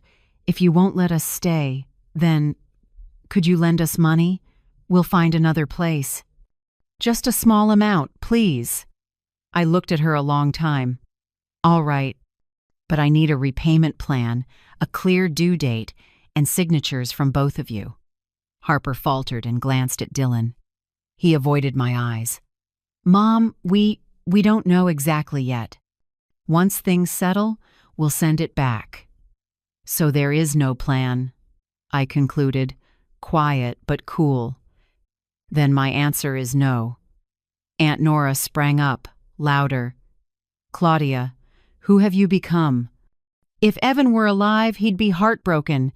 You're turning your son away and shutting the door on family? I met her gaze, steady. If Evan were alive, Aunt, he would understand. He taught me that loving someone doesn't mean letting them destroy you. The air thickened. Harper stood, voice shaky but frosty. I get it. You win. I hope this spotless house makes you happy. It sounded like a rerun of last time, except this time it didn't hurt. I stood, walked to the door, and opened it. Afternoon light poured in, warm and straight. I don't need to win, Harper. I need peace. The door stays open, but not to lies. Dylan looked up, a flicker of shame passing through his eyes, then lowered his head and pulled the suitcase. Aunt Nora shot me one last glare, and they all left. The door closed. The sound of wheels on the road faded, and then was gone. I stood for a while. The room was still, holding only the scent of cinnamon rose tea and pale light on the wall. I sat at the table, opened my notebook, and wrote a few lines. June 22nd. Dylan came back with Harper and Aunt Nora. They said sorry, they wanted to stay, then borrow money. I refused warmly but firmly. I'm not angry anymore, I just won't let them cross my boundaries again. I signed my name, then scanned the entire meeting record with timestamps. I filed it carefully in a folder labeled Home Legal. Caution not from fear, but from learning to keep proof for my self-respect. That night, Maeve called. Done, Claudie? Done, I laughed. That chapter's closed. Then let's see a movie tonight. I booked seats at the little theater on Main. Classic film, jazz score fits your mood. I chuckled and said yes. The tiny theater had maybe 20 seats, lights soft and low. The film was Roman Holiday. I sat in the middle, sipped soda, and listened to Audrey Hepburn laugh on screen. It felt strange, like youth had returned, but this time without the fear someone would snatch it away. When we left, night air lifted my hair, and vanilla drifted over from the bakery nearby. Maeve bought 2 crisp waffles and handed me one. Remember this smell? Evan loved these. I nodded, smiling. He did. But now it doesn't feel sad anymore. We walked and laughed, our shadows long on the lit sidewalk. Back home, I opened the door and turned on the kitchen light. The air was warm, touched with new vanilla from the bag. I set it on the table and poured a glass of warm milk. I sat and wrote in my journal, evening of June 22nd. They returned with apologies that smelled like a script. I listened, didn't soften. I opened the door, didn't let hatred in, but didn't let deceit stay. Love is respecting boundaries, not breaking them in the name of family. I closed the book and looked around the house. Everything was intact, not just the things, but the peace. I turned off the light, let the vanilla scent drift through the air, and smiled. Freedom has its own fragrance. Tonight, it's sweet. Saturday morning, I was watering plants when the doorbell rang, 3 short, urgent chimes. Not the mail carrier, not Maeve's knock. I cracked the door, and my heart paused. A young woman stood there, hair in a bun, tired but kind face. In her arms, a baby boy wrapped in a soft beige blanket. The faint smell of milk, powder, and newborn skin slipped into the space between us. Mrs. Claudia? Her voice shook, small as a breath. I'm Harper's cousin. She asked me to bring baby Rowan to see you. I looked at the baby. Fine brown hair like silk threads, round cheeks, tiny hand loosely curled. He gave a small sound so faint, and somehow it felt like I'd just heard my own heart melt. How many weeks? I asked, my voice rough. Just over 3 weeks. Harper says he's healthy, but she's not ready to call you. She just wanted you to see him for a moment. She swayed the baby gently. A light breeze carried warm milk scent and the damp green of the yard. My heart tilted. I thought I'd locked every emotional door after so many hurts. But standing there, looking at a brand new, guiltless life, I understood compassion hadn't vanished, it was simply learning not to be used. I drew a breath. Talia's words sounded clear in my head, as if she stood beside me. Claudia, don't let a newborn become a bargaining chip. Love for your grandchild is different from letting his parents keep crossing lines. I nodded slightly, then spoke slowly. Thank you for bringing him. Tell Harper and Dylan I bless Rowan. I hope he grows strong and is loved in the right way. The young woman blinked. Would you like to hold him for a moment?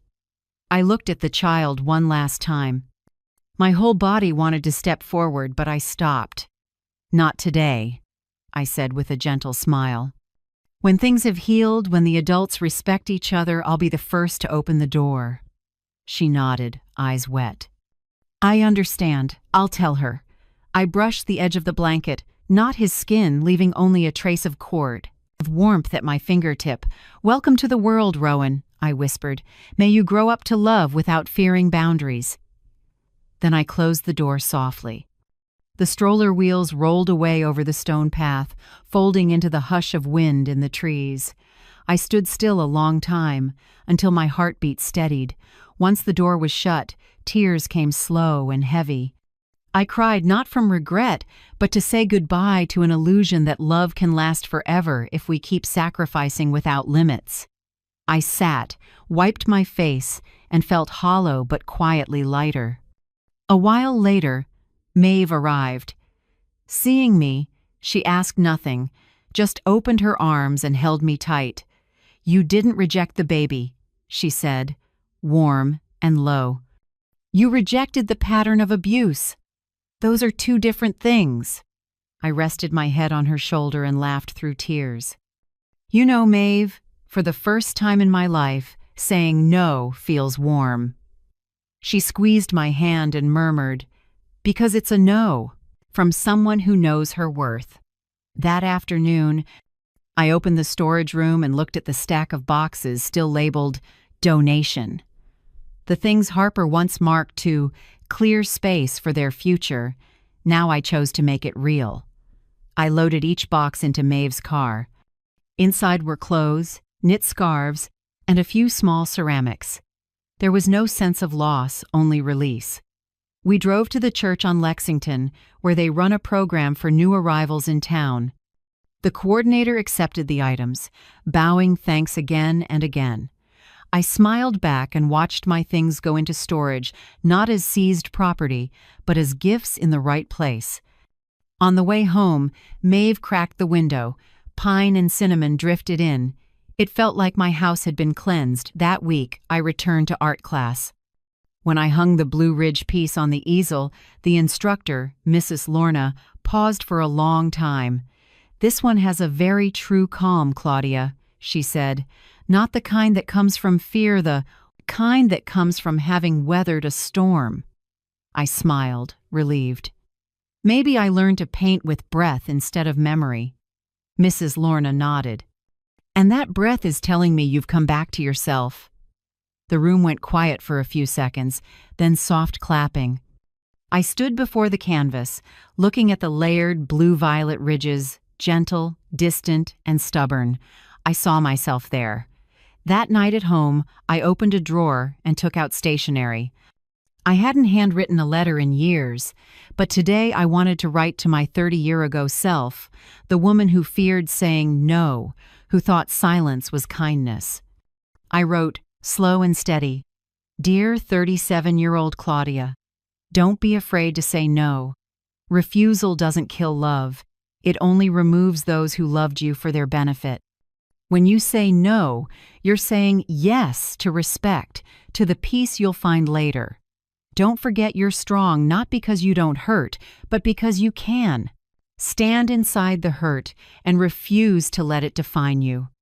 I folded the letter, slipped it into an envelope, and wrote on the front, To myself, who once mistook silence for virtue. Then I placed it in the wooden box with our wedding photo. That night I decided to make waffles, the dish I used to make only for guests. This time, I made it just for me. I mixed batter, cracked eggs, dusted in cinnamon and vanilla. The mixer hummed, warm scent filled the kitchen. I ladled batter onto the iron and listened to the happy little sizzle. When the first batch was done, I plated it and drizzled honey. Crisp golden edges, soft center, gentle sweetness. I took a bite and closed my eyes. So this is what freedom tastes like: simple, warm, and delicious without needing anyone to share it. I took a photo and posted it in the Cooking for One group I joined a few weeks ago. Short caption: cinnamon honey waffles, a recipe for evenings alone but not lonely. Hearts rolled in, and a few comments popped up. Looks so cozy. Miss Claudia, can we have the recipe? Not lonely, I love that. I smiled and typed back, I'll post the recipe in the morning. Everyone deserves a batch made just for themselves. When everything was tidy, I turned off the lights and went to the bedroom. Night air slipped through the curtains. Vanilla and honey lingered in the room. I lay down, warm under the covers, body loose. For the first time in ages, I could feel the weight of sleep like a smooth river stone resting in a stream, cool, round, and calm. Right before I drifted off, I said quietly in my heart, "Thank you, Evan. I kept the house." More than that, I kept myself. And that night, for the first time in years, I slept deeply until dawn, in a home that held only truth, kindness, and the scent of fresh waffles. Time moved like still water. 3 months, then 6, no drama, no raised voices, just morning birds and the smell of coffee in the kitchen. I realized peace doesn't arrive all at once. It's built, day by day. I set a new rhythm for myself. Monday mornings, gentle yoga at the community center where I practiced deep breathing, opening my chest, and letting go of what I can't control. Wednesdays, I tended the roses, trimming each cane, calling each bush by an old friend's name: Eleanor, Constance, Juliet. Friday afternoons, I went to Pack Library downtown for the seniors' book club. We read The Housekeeper and the Professor, then The Secret Garden, then Educated. Each book was a small mirror held up to my cracks, and instead of fear, I learned to look at them with compassion. Sometimes Dylan still appeared not directly, but through texts he sent via my brother, Marcus. One March evening, Marcus called, hesitant. "Dylan wants to know if you could help with a little money. He says Harper hasn't found a job yet, and baby Rowan is sick." I was quiet for a few seconds, looking out the window. Outside, late-season snow dusted the railing. I remembered the old days when Dylan had a fever and I sat up all night with a thermometer. I remembered Harper now, her face already fading in my mind. I spoke slowly and clearly. "Marcus, tell him this. Make a plan, get a job, then talk to me. No one rebuilds a future with an outstretched hand. I won't give money, but I'm willing to show him how to stand up." Marcus exhaled. "You're steady. Maybe that's exactly what he needs to learn." I smiled softly. No, that's what I needed to learn. And it took half a life to learn it. In April, I repaired the back porch roof where rain had stained the wood. I hired 2 local workers, watched them, then helped paint the boards. The smell of fresh paint mixed with the first-of-season breeze, and the house looked like it was taking a long, healthy breath after a long illness. I replaced the smart lock, installed a doorbell camera, and set the auto alerts. For the first time in years, I felt the house was truly mine in safety, not fear. Each morning, when the doorbell chimed lightly because the wind tripped the sensor, I smiled. "Thank you, Evan. See? I'm keeping my promise."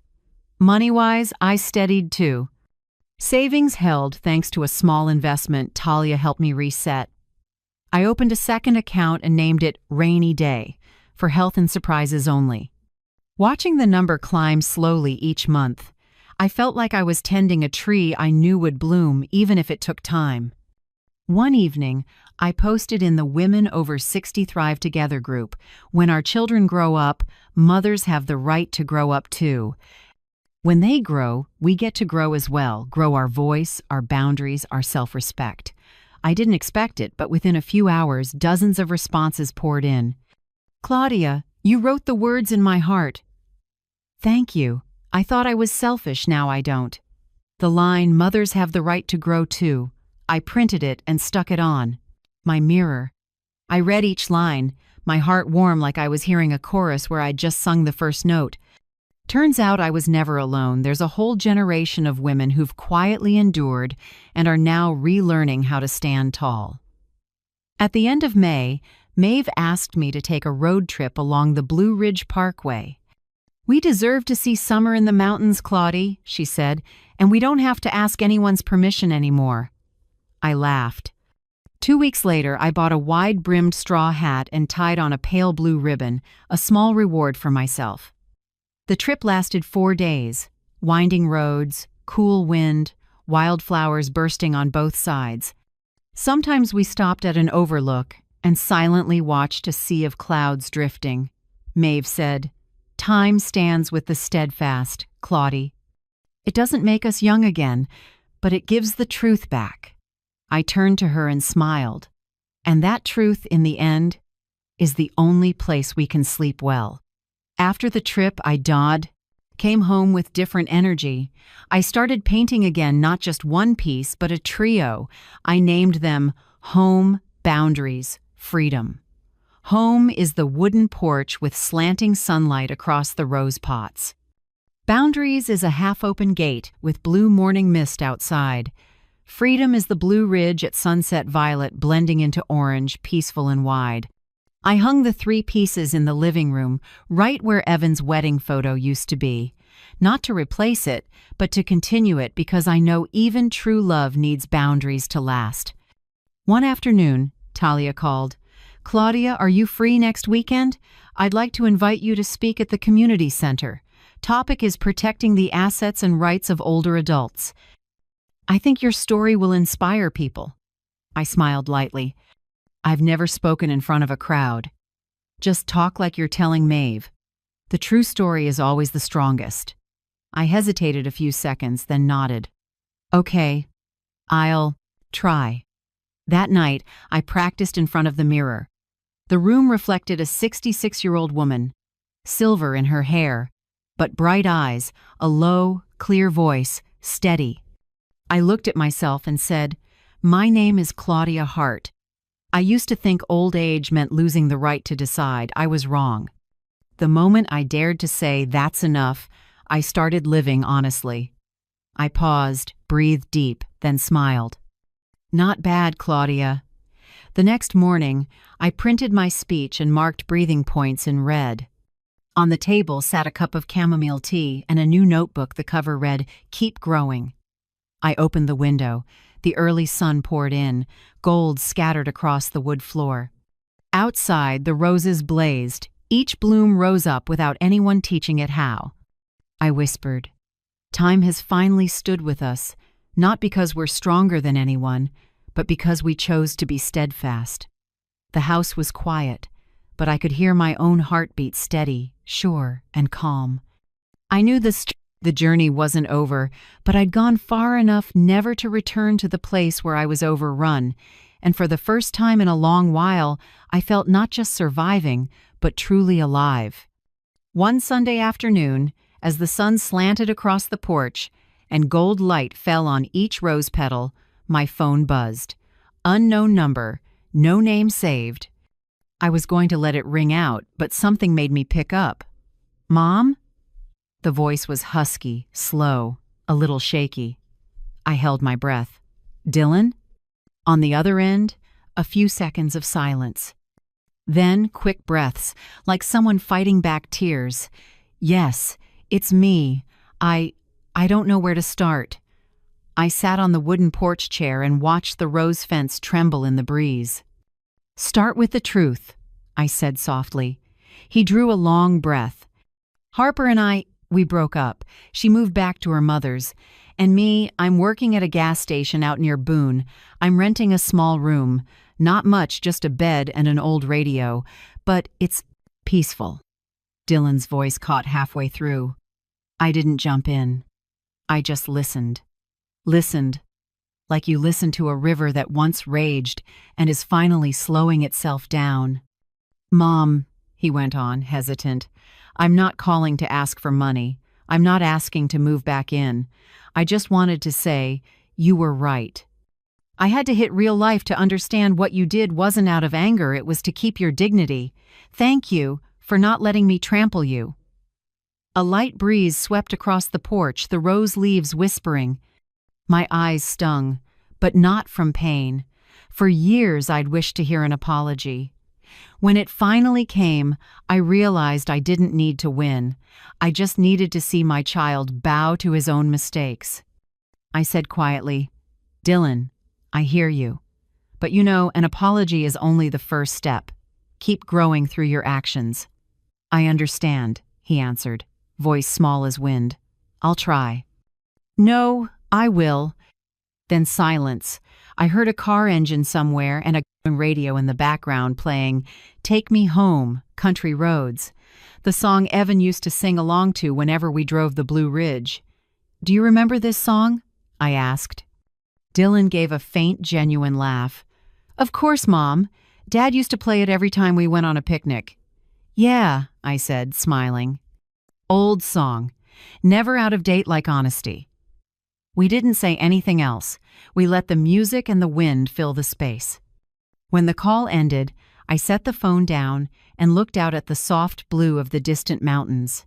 A valley wind rose, cool and true. It felt like the Blue Ridge was breathing with me lighter, no longer clenched around old resentment. I didn't forgive right away. Forgiveness is a journey, not a moment. But something in me shifted, like a long shut window opening after a long winter. I stood and went inside. The room was full of afternoon light. Evan's Tiffany lamp glowed warm, dragonflies casting shadows on the wall. Whenever I look at it, I feel him there quiet, kind, gently nodding. Do you see, Evan? I whispered toward the mountains. The boy is finally learning to be a real adult. I smiled, then turned back to the easel. A new canvas waited, unsigned. I took a brush and wrote in small, even letters, Claudia Hart, 66, still here, I'm still here. Only 3 words, but a declaration. I'm still here after being pushed to the basement, after papers demanding control, after cold words. I'm still here, calm, clear, and free. I opened the window. The scent of climbing roses poured in. The house murmured with leaves, with wind, and with the sound of my own deep breath. I knew, from now on, this home belongs to the one who knows how to keep it. Not just me, but all the women who've been shoved out of the very places they built, just because kindness was mistaken for weakness. I sat down, poured myself an herbal tea, opened my notebook, and wrote, Today my son called and offered his first apology. I didn't cry, didn't shake, I just smiled, knowing time has finally stood with the steadfast. Peace doesn't come from beating someone, it comes from not losing yourself. Outside, the sun sank behind the Blue Ridge. Orange mixed with purple across the porch roof, bathing the house in quiet color. I went to the yard, set the teapot on the wooden table, and sat alone watching the evening come slowly. For the first time in years, I didn't feel empty. I felt enough. Enough to forgive without forgetting. Enough to love myself again without fearing judgment. Enough to know that even without anyone's approval, I still deserve peace. I looked up and saw a new star appear small and bright. Thank you, time, I whispered. Thank you for teaching me that sometimes boundaries are the highest form of love. If you've listened this far, tell me, where are you watching from?